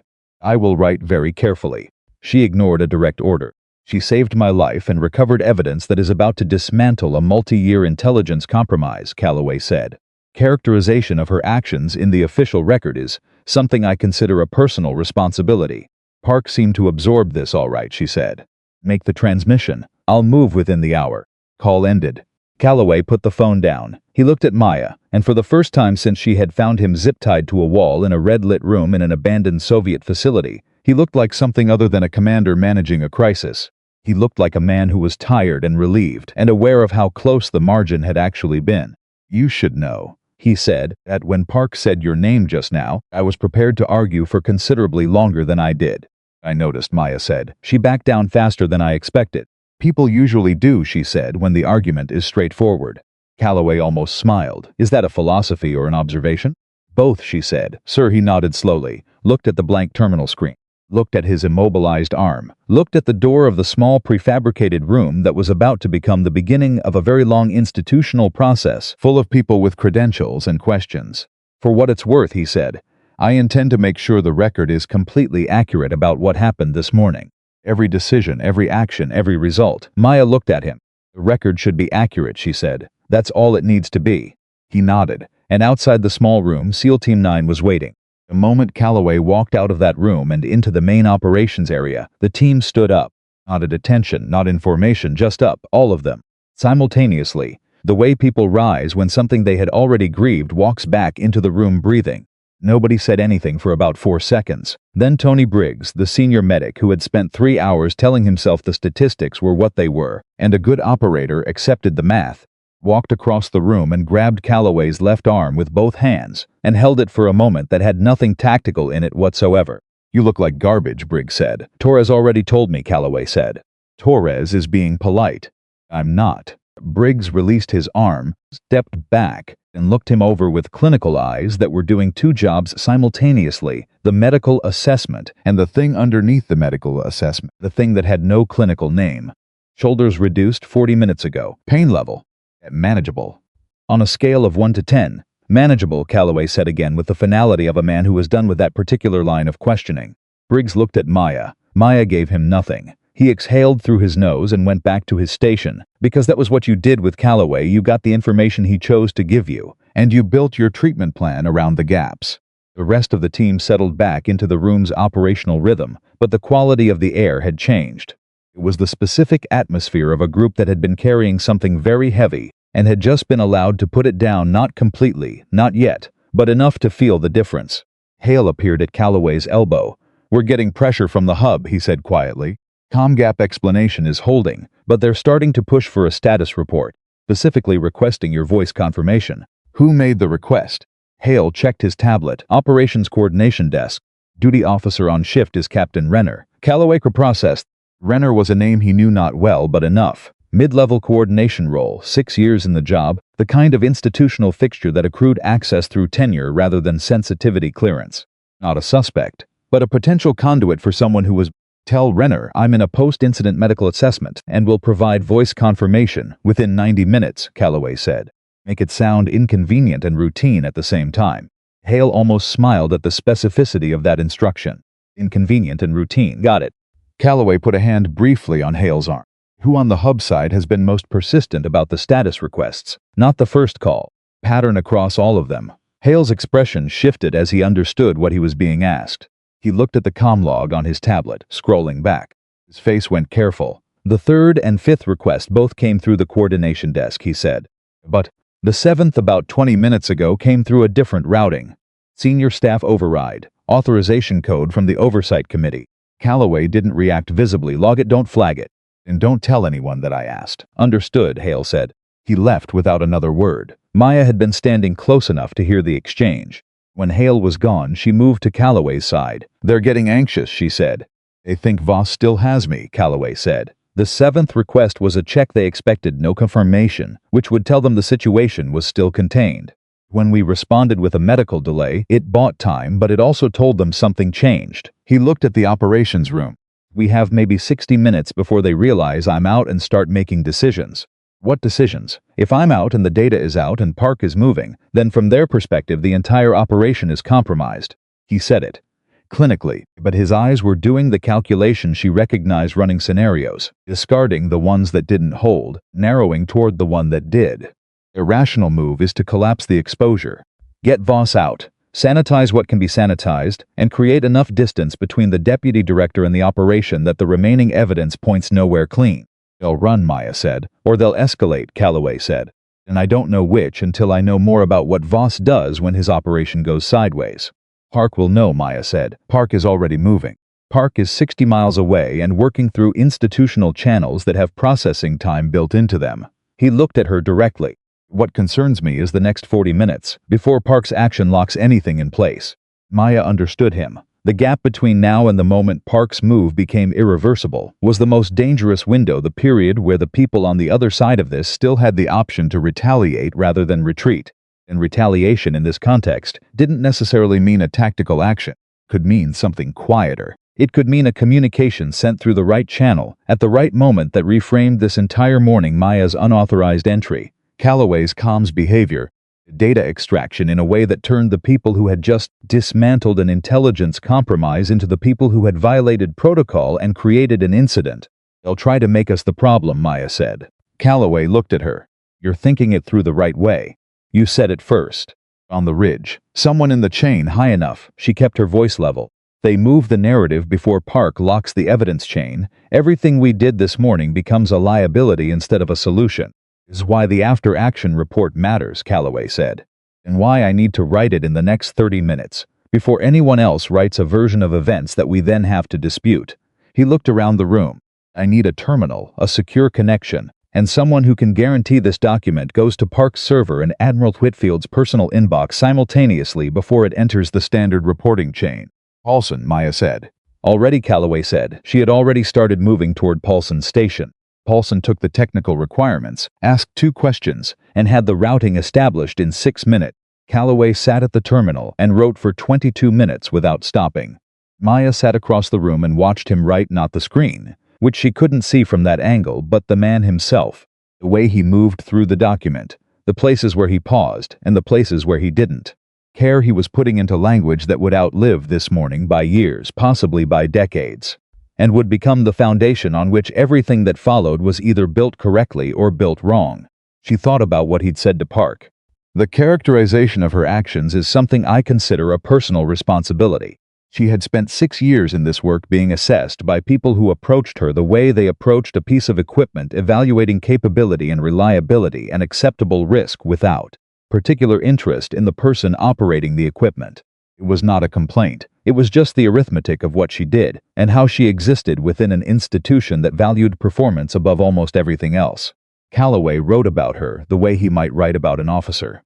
She had not asked for that, and she would not have expected it, and she was not entirely sure how to hold it. So she set it aside in the same mental space where she had set the shaking hands on the ridge, something to be processed later, when the situation allowed for it. The document was sent at 11:14. Paulson confirmed receipt at both destinations 12 seconds later. Calloway leaned back from the terminal and looked at the ceiling for a moment. Then he looked at Maya. "It's done," he said. "Park has everything she needs. The data package, the access log, the signals routing documentation, and now a sworn after-action report from a SEAL commander with a service record that makes it very difficult to characterize what's in it as fabricated or self-serving." He paused. "It'll still be a fight. These things always are. But it's a fight we can win." "When does Park move?" Calloway checked his watch. She said within the hour. That was 43 minutes ago. Which meant any time now. Which meant the window of maximum danger, the period before Park's action locked things in place, and while the other side was still calculating their options, was nearly closed. Nearly. Calloway stood up from the terminal just as Paulson's workstation generated an incoming alert. The sound it made was one Maya had heard twice before in her career. Specific tone, 2 rising notes that meant priority communication from senior command. Not standard reporting, not routine coordination. The kind of communication that came from someone with authority significant enough to override a standard reporting hold. Paulson looked at the source identifier. His face did something careful. "It's routed from the Oversight Committee," he said. "Senior staff authorization." He looked at Calloway. "It's a direct order. They want your physical presence at the hub for a face-to-face status briefing. Transport arranged. Departure in 30 minutes. The room felt the weight of it. Not because the order itself was unreasonable. A face-to-face briefing following an incident involving a commander's capture was entirely standard. Timing was surgical. 30 minutes, before Park's action could complete, before the evidence chain was fully locked. If Calloway was physically present at the hub, inside the institutional structure, in a room with people who had just spent the last 12 hours managing the fallout of an operation he was supposed to have been eliminated from, the variables became significantly less controllable. "They want you inside the building," Maya said quietly. "Flat. Before Admiral Park moves," Calloway said. They looked at each other. Hale came through the door with the kind of walk that meant he'd seen the alert and wanted to have a conversation about it without being overheard by anyone standing outside. He pulled the door most of the way closed behind him. "You saw it," he said. "Yes," Calloway said, "if you refuse a direct order from the Oversight Committee." "I know what happens." "It gives them exactly the narrative they need," Hale said. "Commander acting erratically post-capture, insubordination. They build a case for relieving you of command before Park can." "I know, Marcus." "So you go," Hale said. It was not quite a question. Calloway stood very still for a moment. He was doing the calculation. Maya could see it, the way she could always see when he was building a decision rather than making one. The difference was visible in his eyes. Building took longer. Building meant he was accounting for variables that a quick decision would sacrifice. "If I go," he said finally, "I go with complete documentation of this morning on record, Park's action already in motion, and the data package in a location they cannot access. The worst they can do to me in that room is delay the inevitable." He paused. "If I don't, they use the refusal to discredit everything else," Maya said. "Yes." Hale looked at her, then back at Calloway. "Then you're going." "I'm going," Calloway said. He straightened his posture, the specific physical act of reassembling the commander's bearing, something she had watched him do twice this morning already, each time from a harder starting position. He turned to Maya. "You're not on the transport." She had expected that. "I know. Your after-action report needs to be written and submitted through Hale's chain before anything else moves. Your account of this morning is independent from mine, and it needs to be on record before anyone has a chance to tell you how to characterize it." "I know what happened," she said. "Right, exactly that," he said.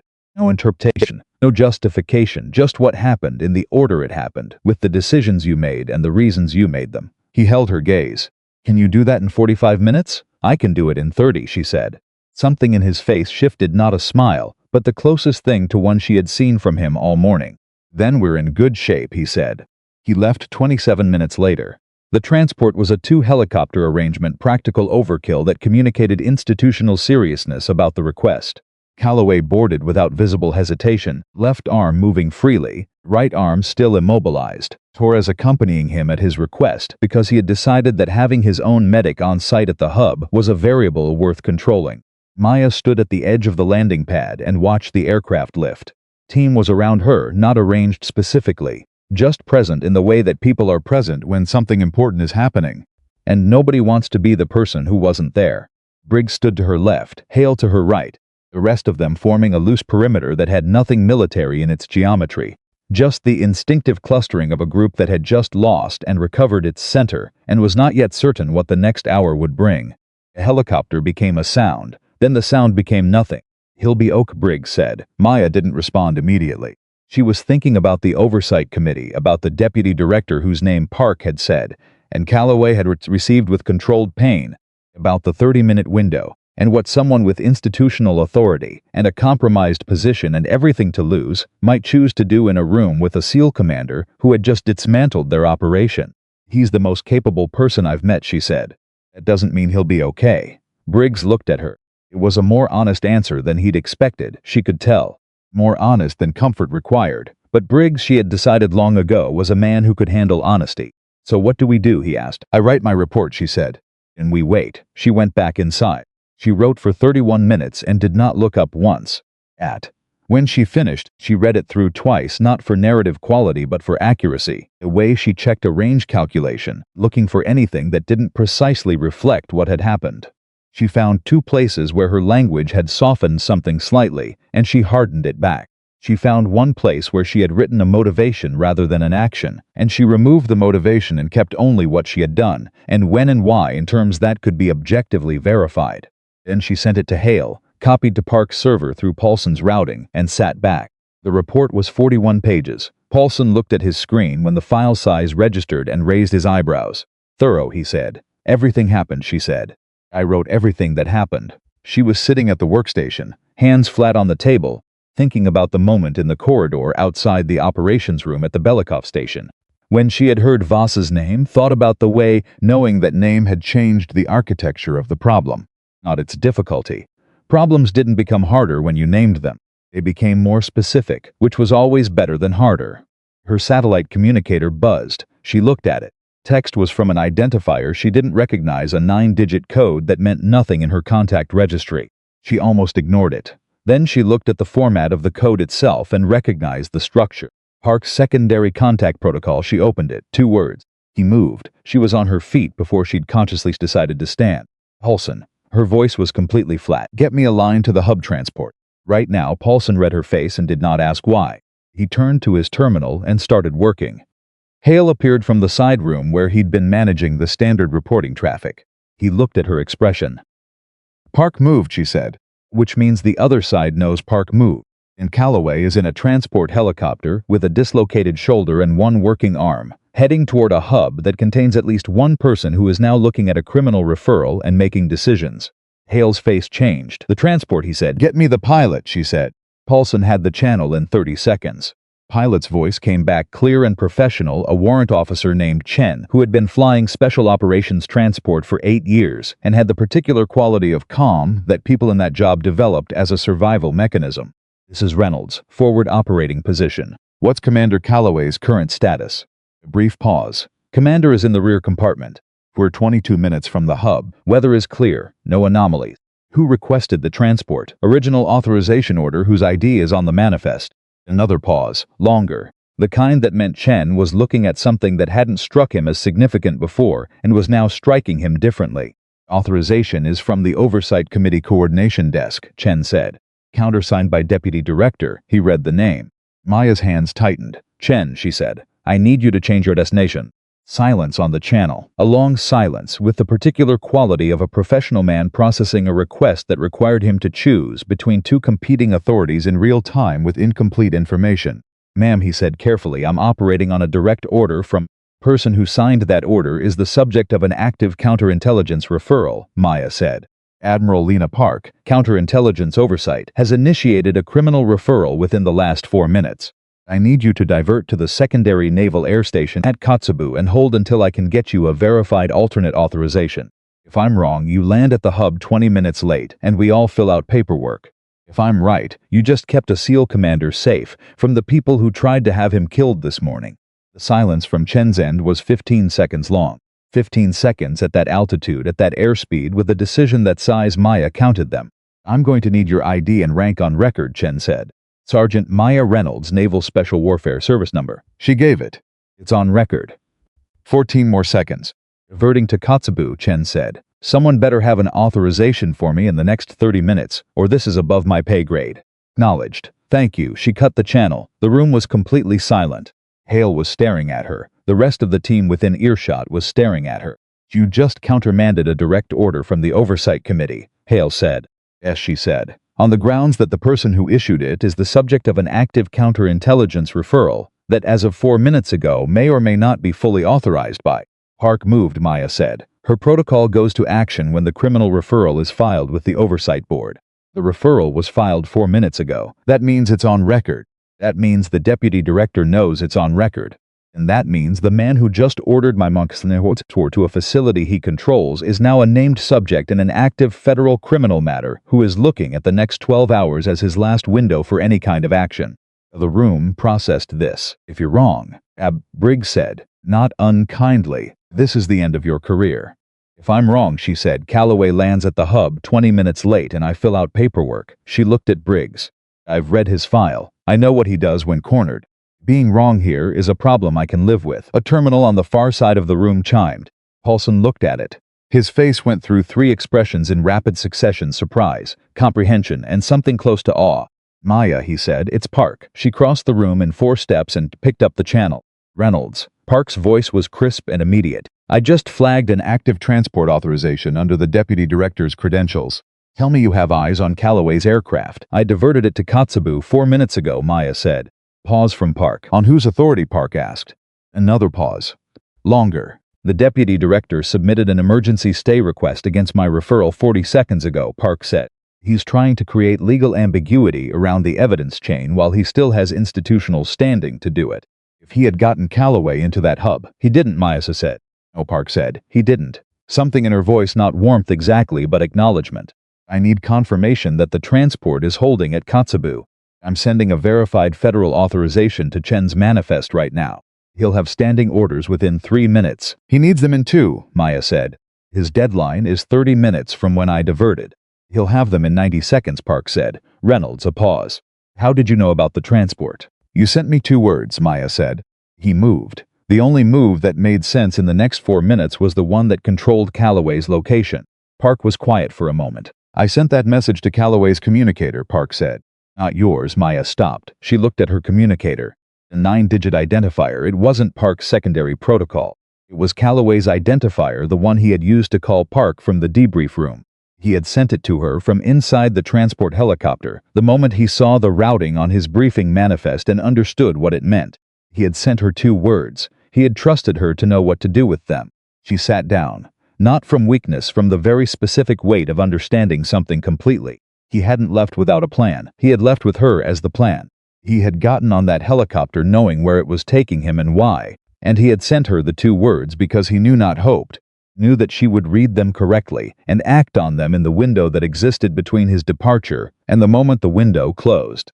He had trusted her with something he hadn't said out loud.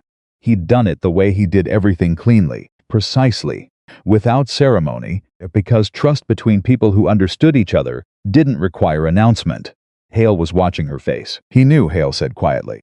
Not a question. He knew, she said, and he went anyway. He went because going was the only way to keep the order from being flagged as refused, she said. Refusing would have given them the narrative. Complying and being diverted is just a navigation issue. She looked at Hale. He needed to appear to comply long enough for Park to lock the referral. The divert was always going to happen. He just needed someone to make it happen. Hale looked at her for a long moment. He sent 2 words, he said. That was enough, she said. Paulson's terminal chimed again. He looked at it, and his expression changed the particular face of someone watching something large and irreversible complete itself. Park's authorization hit Chen's manifest, he said. Transport is confirmed holding at Kotsubu, and he paused. Federal custody team is en route to the hub. Estimated arrival 11 minutes. He looked up. The deputy director's credentials have been suspended. The room exhaled. Not with celebration.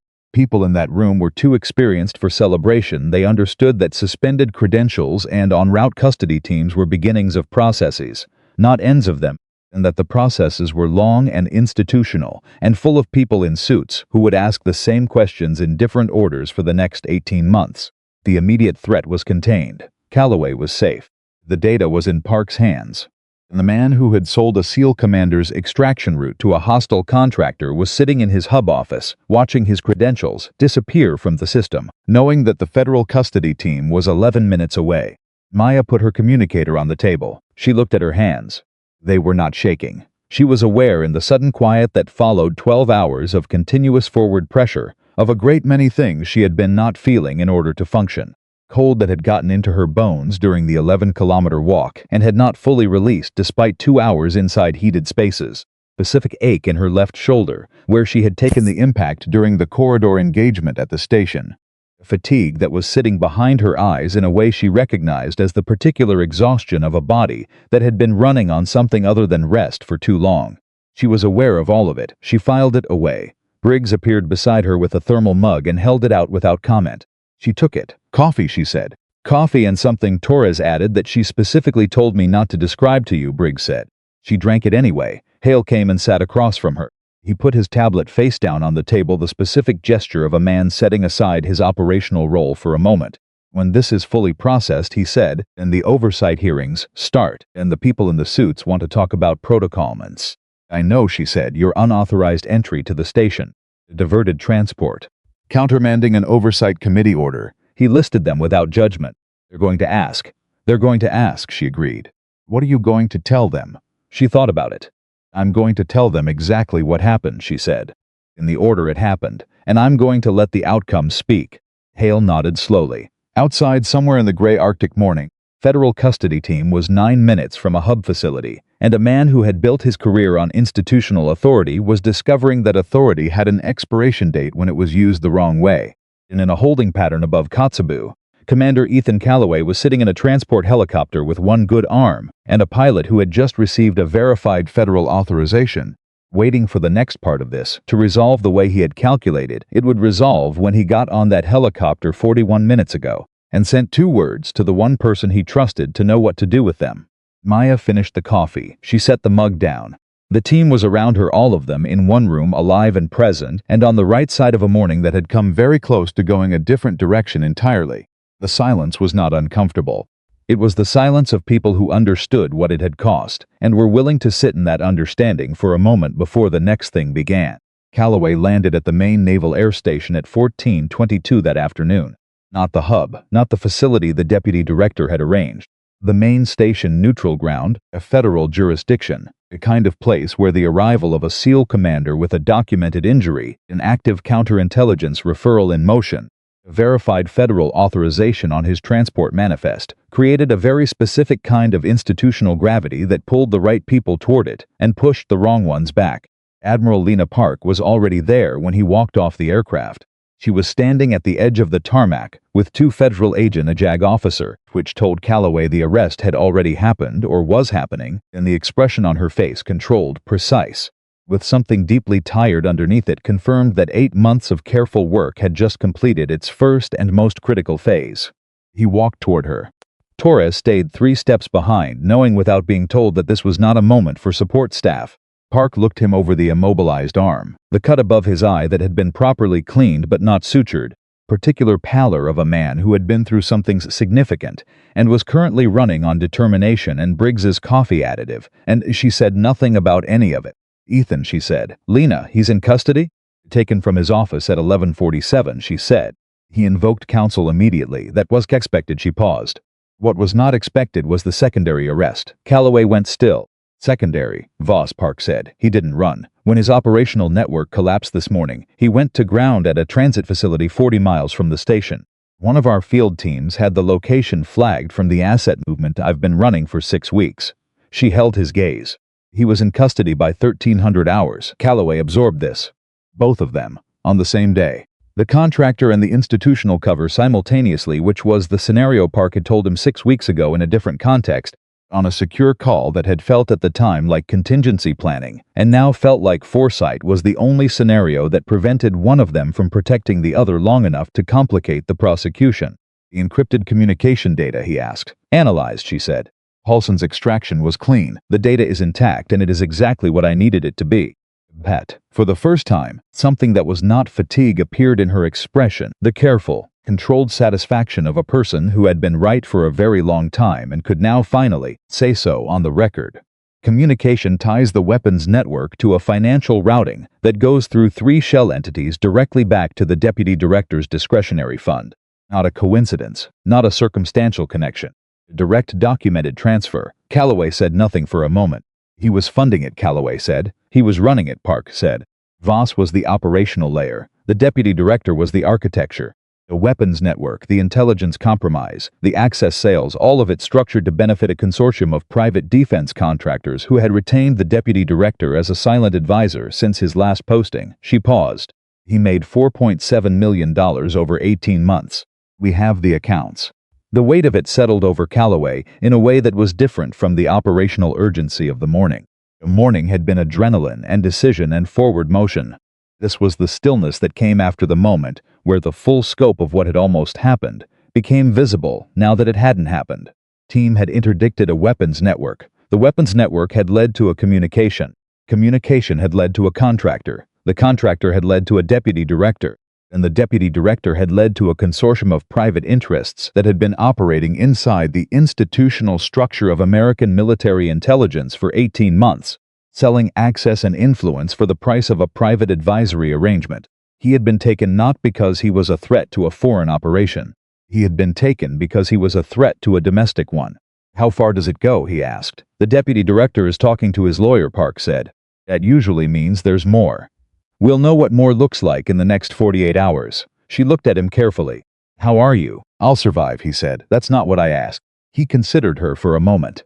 Park was one of approximately 4 people in his professional life with whom he had the kind of relationship that allowed for honest answers to questions like that, and she was asking it in a way that told him she wanted the honest one.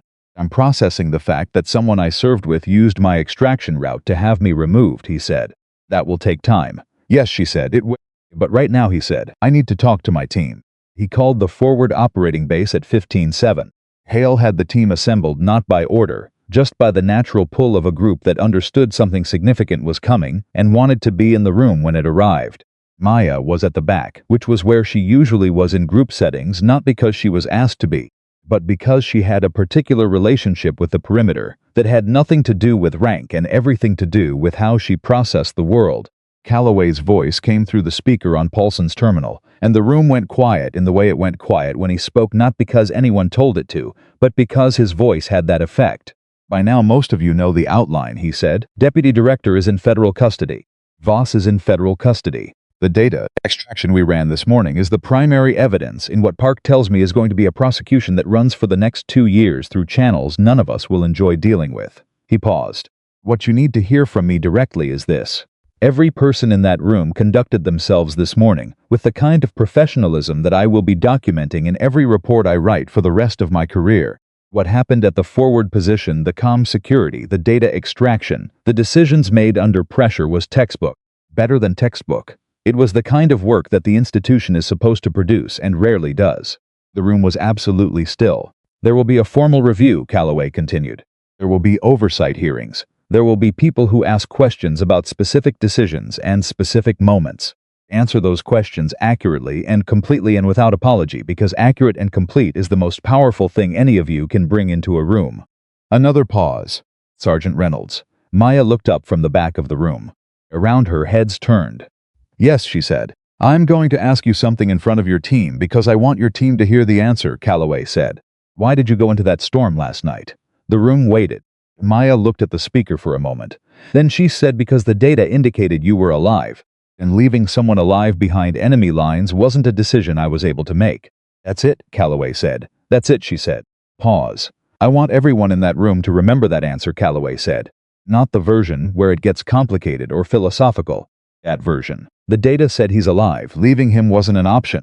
That's the whole story. His voice shifted slightly, still controlled, but with something underneath it that the control was working to contain. Everything that happened this morning started with one person refusing to accept a conclusion that the evidence didn't support. Everything we recovered today, the commander, the data, the accountability, started with that refusal. He let it sit. I'll be back at the forward position tomorrow morning. We have work to finish. Get some rest. The channel closed. The room didn't move for several seconds, and Briggs, from his position near the medical station, said quietly, "Anybody else need Torres's coffee additive? Or is it just me?" Tension broke. Not loudly, it was not a loud group, but in the specific way that groups released pressure after something had been held too tightly for too long. People moved. Conversations started at low volume. Paulson began shutting down his non-essential terminals, with the methodical care he gave to everything. Hale walked to the window and stood there for a moment, looking at the Arctic gray. Maya stayed where she was. She was thinking about what Calloway had said. Not the public version, the operational summary, the acknowledgement, the documentation. Private version. What he'd said on the ridge, in the helicopter, in the debrief room. The accumulation of small, precise statements from a man who chose his words the way she chose her shots, with total intentionality and zero waste. He had trusted her before she earned it. That was the thing she kept returning to. Not after she walked 11 kilometers. Not after she cleared the facility. Not after she diverted the transport. Before all of it, in the moment he saw the shadow of her rifle scope from a window in a red-lit room and chose, without any confirmation, to signal her to wait, instead of creating his own escape attempt that might have worked or might have gotten both of them killed. He had trusted her in the moment before she had proven anything. And she understood now that this was what distinguished Calloway from most of the commanders she had served under. Not his tactical intelligence, which was exceptional. Not his physical courage, which was documented. But his ability to trust people at the frontier of what they'd demonstrated to read capability before it had fully expressed itself and make decisions based on that reading. She had done the same thing with him. She had trusted the thermal data. But she had also trusted the man the thermal data was pointing toward, trusted that if he was alive, he was still himself, still functional, still the person who would signal 323 through a frosted window in a dark facility, because he understood that someone might be reading it. Trust in both directions. That was what had made the morning survivable. Hale came to sit beside her. He was carrying 2 field ration coffees, neither of them good, both of them warm, and he put one in front of her without asking. She took it. "The review board meets in 3 weeks, he said. "In DC, I know. The JAG office will want preliminary statements before that. Probably within the week. I know that too." He looked at his coffee. "There's going to be a significant amount of attention on your specific decisions. The unauthorized entry, the transport divert." He said it without judgment, in the tone of a man preparing someone for a reality he wished were different. "People who weren't there are going to have opinions." "They always do," she said. "Some of those opinions are going to be negative," he said. "Even with Calloway's report, even with the outcome. There are people in this institution who care more about the procedure than the result." "I know," she said. "You're not worried," he said. It was not quite a question. She thought about it honestly. "I'm aware of the risk," she said. "That's different from worried." Hale looked at her sideways. "You're the strangest person I've ever worked with," he said. "Not unkindly, I've heard that," she said. "I mean it as a compliment." "I know," she said. "That's why I didn't argue." He almost laughed. She drank her coffee and let the quiet sit between them. And it was the kind of quiet that didn't need filling, the quiet of 2 people who had been through a long night and a longer morning and had arrived on the other side of it without losing anyone, which was not always the way these things ended, and both of them knew it. 3 weeks later, Maya sat in a conference room in Washington, D.C. that was significantly warmer and significantly less honest than a prefabricated operations box on an Alaskan ridge, and answered questions for 4 hours.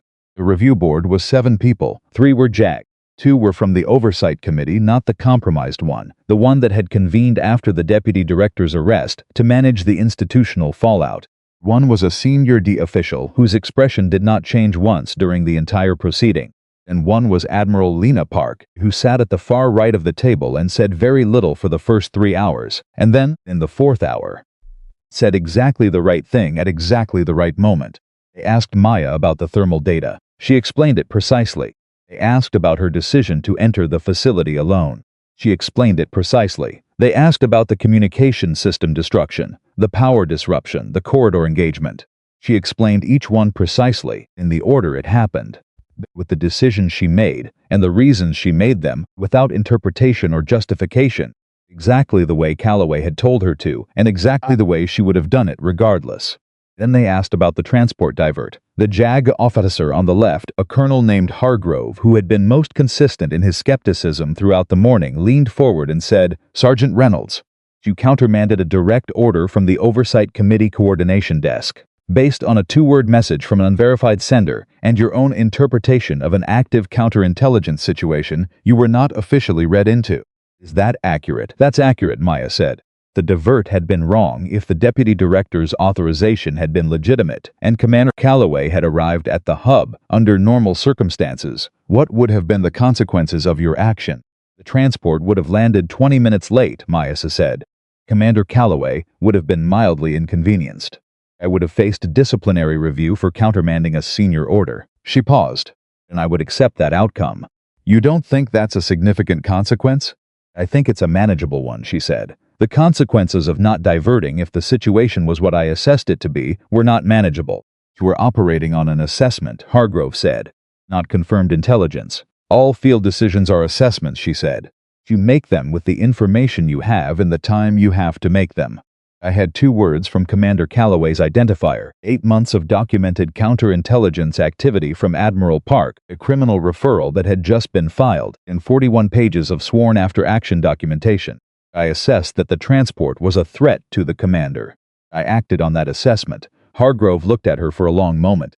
Then Park spoke from the far right of the table. "Colonel Hargrove," she said, "if Sergeant Reynolds had not diverted that transport, Commander Calloway would have arrived at a hub facility controlled by a deputy director facing federal criminal referral who had already demonstrated willingness to use extreme methods to protect his operation. The subsequent 40 minutes, before my custody team arrived, would have been at minimum an obstruction risk, at maximum, a physical danger to Commander Calloway." She said it without raising her voice. The sergeant assessed correctly. She acted within the time available, and the outcome validated the assessment. She looked at Hargrove steadily. "I recommend the board note that in the record." Hargrove looked at Park, and at Maya. Then he wrote something on his pad and said, "The board will note it." Formal finding came 6 days later.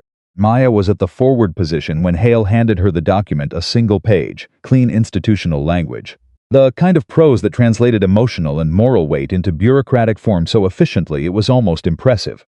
The review board found that Sergeant Maya Reynolds had operated in a manner consistent with the judgment and values expected of naval special warfare personnel, under conditions of extreme physical and operational stress, with outcomes that had directly prevented the loss of a senior commander, preserved critical intelligence evidence, and contributed materially to the interdiction of a domestic intelligence compromise at the senior staff level. The unauthorized facility entry was noted. The transport divert was noted. Both were noted as decisions made in the field under circumstances where standard protocol was operationally insufficient by a person with the expertise to assess the gap and act on it. No disciplinary action was recommended. Maya read it once. Then she folded it in thirds and put it in her jacket pocket and went back to what she had been doing before Hale came in, which was reviewing satellite data from the secondary Arctic sector they'd been tasked to assess as part of the ongoing mission series. Hale watched her do this. "That's it," he said. "That's the finding," she said. "Not going to," he gestured vaguely. "What?" she said. "I don't know. Celebrate. Acknowledge something." She looked at him. "The finding says what happened. What happened is what I thought happened. So the finding confirms my assessment." She turned back to the satellite data. "That's useful information." Hale stared at her for a moment. "You are genuinely the strangest person I have ever worked with," he said. "You said that already," she said. "It keeps being true," he said. She almost smiled. Calloway came back to the forward position on a Tuesday 3 weeks after the review board finding, when the institutional processing had reached a stage where his presence wasn't required in conference rooms every day, and the mission series had a new operational window opening. He came in the way he always came in, without announcement, without ceremony, moving through the space with the specific physical authority of a man who existed naturally in operational environments and was slightly less comfortable everywhere else. His right arm was out of the immobilizer. Not fully recovered, Torres had told Hale, but functional, which for Calloway was sufficient. He went through the room, methodically brief exchanges with each team member, the kind of check-ins that looked casual and weren't, that were actually the continuous assessment of a commander who needed to know the state of his people before he could make good decisions about what to ask of them. He reached Maya last. She was at her workstation with the satellite data, which he recognized because he had read the Sifligda briefing that morning. Reynolds, he said. Sir, she said. He sat down across from her, not at a desk in the second chair, the one that put them at the same level, which she noticed because he almost never did that. A review board finding, he said. I have a copy. I want to make sure you understand what it means in terms of your record, he said. Not what it says, what it means. There's a difference. She waited. What it says is that your decisions were justified given the circumstances, he said. What it means is that you have, on official record, demonstrated the kind of judgment that changes how an institution looks at you. Not just your commanding officer, the institution. He held her gaze. It matters for the next 10 years of your career in ways that are not fully visible right now. She considered this. I wasn't thinking about my career, she said. I know, he said. That's why it helps your career. She looked at him. He said it so directly, without any performance in it, that she felt the truth of it land without the usual buffer of cynicism that institutional statements tended to generate. He meant it. And he was right, which was slightly uncomfortable, because she had genuinely not been calculating that way, and it was strange to have an outcome emerge from an absence of calculation. There's something else, he said. He reached into his jacket and produced a document, not the single-page bureaucratic finding, but something with a different header, a different seal. He put it on the table between them. She looked at it. Naval Special Warfare Command, her name, a formal citation. Below the citation, a recommendation for the Naval Special Warfare Command Medal, the decoration given, in the specific language of the institution, for actions demonstrating exceptional valor and professional judgment in direct service to a mission of critical national importance. She read it once. Then she looked up at Calloway. You wrote this, she said. Park co-signed it, he said. Whitfield endorsed it. It went through the board as part of the review package. He held her gaze. It's not me deciding to give you something. It's a finding of record. The institution looked at what you did and made a determination. You wrote the recommendation, she said again. Yes, he said. I did. She looked at the document. She was not by nature a person who had difficulty processing information. She processed information faster than almost anyone she had worked with, and she processed it cleanly without the interference of ego or wishful thinking, or the tendency to interpret ambiguous data in the most favorable direction. This was her core professional competency, and it had served her consistently for 6 years. Sitting in a chair across from Ethan Calloway, reading a formal citation that used words like exceptional and extraordinary and preservation of critical national intelligence, she found that processing was slower than usual. Not because the words were ambiguous, because they were precise. And they were about her. You were going to come regardless, she said finally. Whatever I did or didn't do, you were going to walk out of there. I don't know that, Calloway said. I do, she said. You had already planned 3 contingencies. I saw you working them out when I was cutting the zip ties. You weren't waiting for rescue. You were waiting for a better moment. Maybe, he said, but the moment you gave me was better than any of the 3 I had. He paused. And I wouldn't have had the encrypted data. I wouldn't have known about Voss's institutional connections. I wouldn't have had the second pair of hands in that corridor or the divert on the transport. He looked at her directly. One person can survive a bad situation. One person with the right partner can survive it and dismantle the system that created it. He gestured at the citation. That's what this is about. Not the rescue, the whole morning. She sat with that. The whole morning, she said. From the thermal data to the transport, he said. All of it. She looked at the citation again. Then she folded it carefully, precisely, the way she did everything, and put it in her jacket pocket alongside the review board finding. Calloway watched her do this. Most people frame that, he said. I know where it is, she said.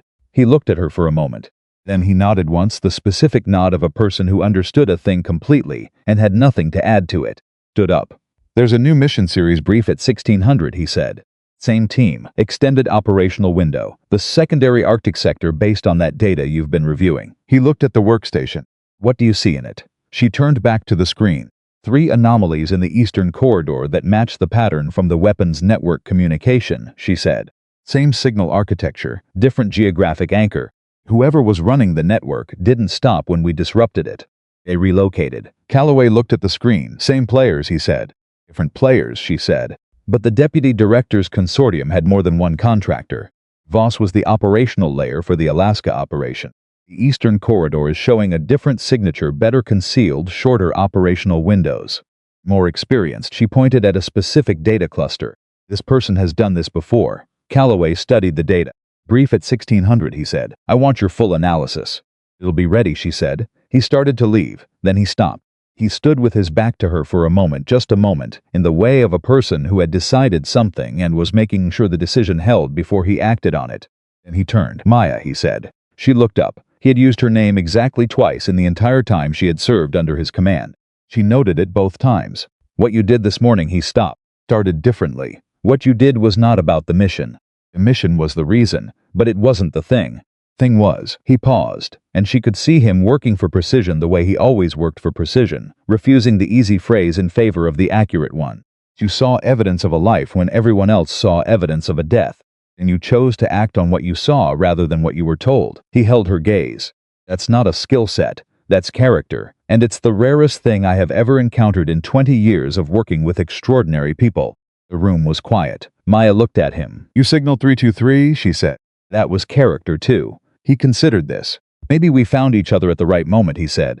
"The thermal data found you," she said. "I just followed it." This time he did smile, not the controlled sneer smile of the operational commander managing his expression. An actual smile, brief and real and belonging entirely to the man underneath the rank. "Brief at 1600, he said. "I'll be there," she said. He left. She turned back to the screen. The Eastern Corridor data was still there. 3 anomalies. A relocated network. A more experienced operator than Voss. A new problem with the same architecture as the old one. She began building the analysis. Around her the team moved through their work. Briggs was running a supply inventory. Paulson was calibrating his equipment. Hale was writing reports with the particular expression of a man who would always prefer to be doing something other than writing reports, but who did it with complete professionalism because that was who he was. SEAL Team 9 was intact. The morning had cost them nothing they could not recover from, and had given them something they would carry forward not as a story, not as a mission report, but as a fact about themselves, written into the record of what they had done when everything went wrong, and the math said accept the loss. They had not accepted it. One of them had walked into a storm, and the storm had given back more than it took. Maya Reynolds had entered that frozen darkness carrying a rifle and a reading of satellite data that she trusted more than she trusted the institutional conclusion of loss. She had done it without authorization, without backup, without certainty, only with the specific, uncompromising refusal of a person who had looked at the evidence and found it insufficient to justify walking away. She had been right, not because she was lucky, not because the outcome validated the risk, but because she had looked at what was real and refused to let what was convenient replace it. In the years that followed, new operators would come through naval special warfare and they would hear, in the way that important things circulated through the community, not in formal briefings, but in the particular oral tradition of people who did difficult work together about the night. A SEAL commander was declared dead, and a sergeant walked 11 kilometers into an Arctic storm alone because the data said otherwise. They would hear about the shots that dismantled a facility's advantage from a frozen ridge, about the corridor engagement, and the extraction, and the 12 kilometers back, and the transport divert, and the documents sent at 11:14 that locked the evidence chain before anyone could sanitize it. They would hear about the 2 words, and somewhere in the telling of it, the lesson would arrive not as a statement but as a lived understanding, the kind that only stories carry, that training can't manufacture. The greatest decisions are never made from certainty. They are made from clarity, the willingness to look at what is true, refuse what is convenient, and act on the gap between them, even when acting alone, even when the odds are written in the wrong direction, even when the institution has already moved on. Maya Reynolds had looked at a thermal signature moving 40 meters across a satellite image and seen a man alive when everyone else saw confirmation of a death. Seeing that refusal to let the convenient conclusion replace the accurate one was the shot that mattered most.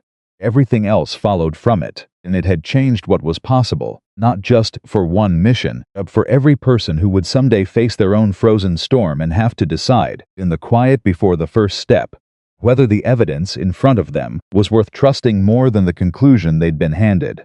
It always had been, and Maya Reynolds had proved it on a morning when the radio went silent and everyone else accepted the silence. She had listened past it and brought the living home,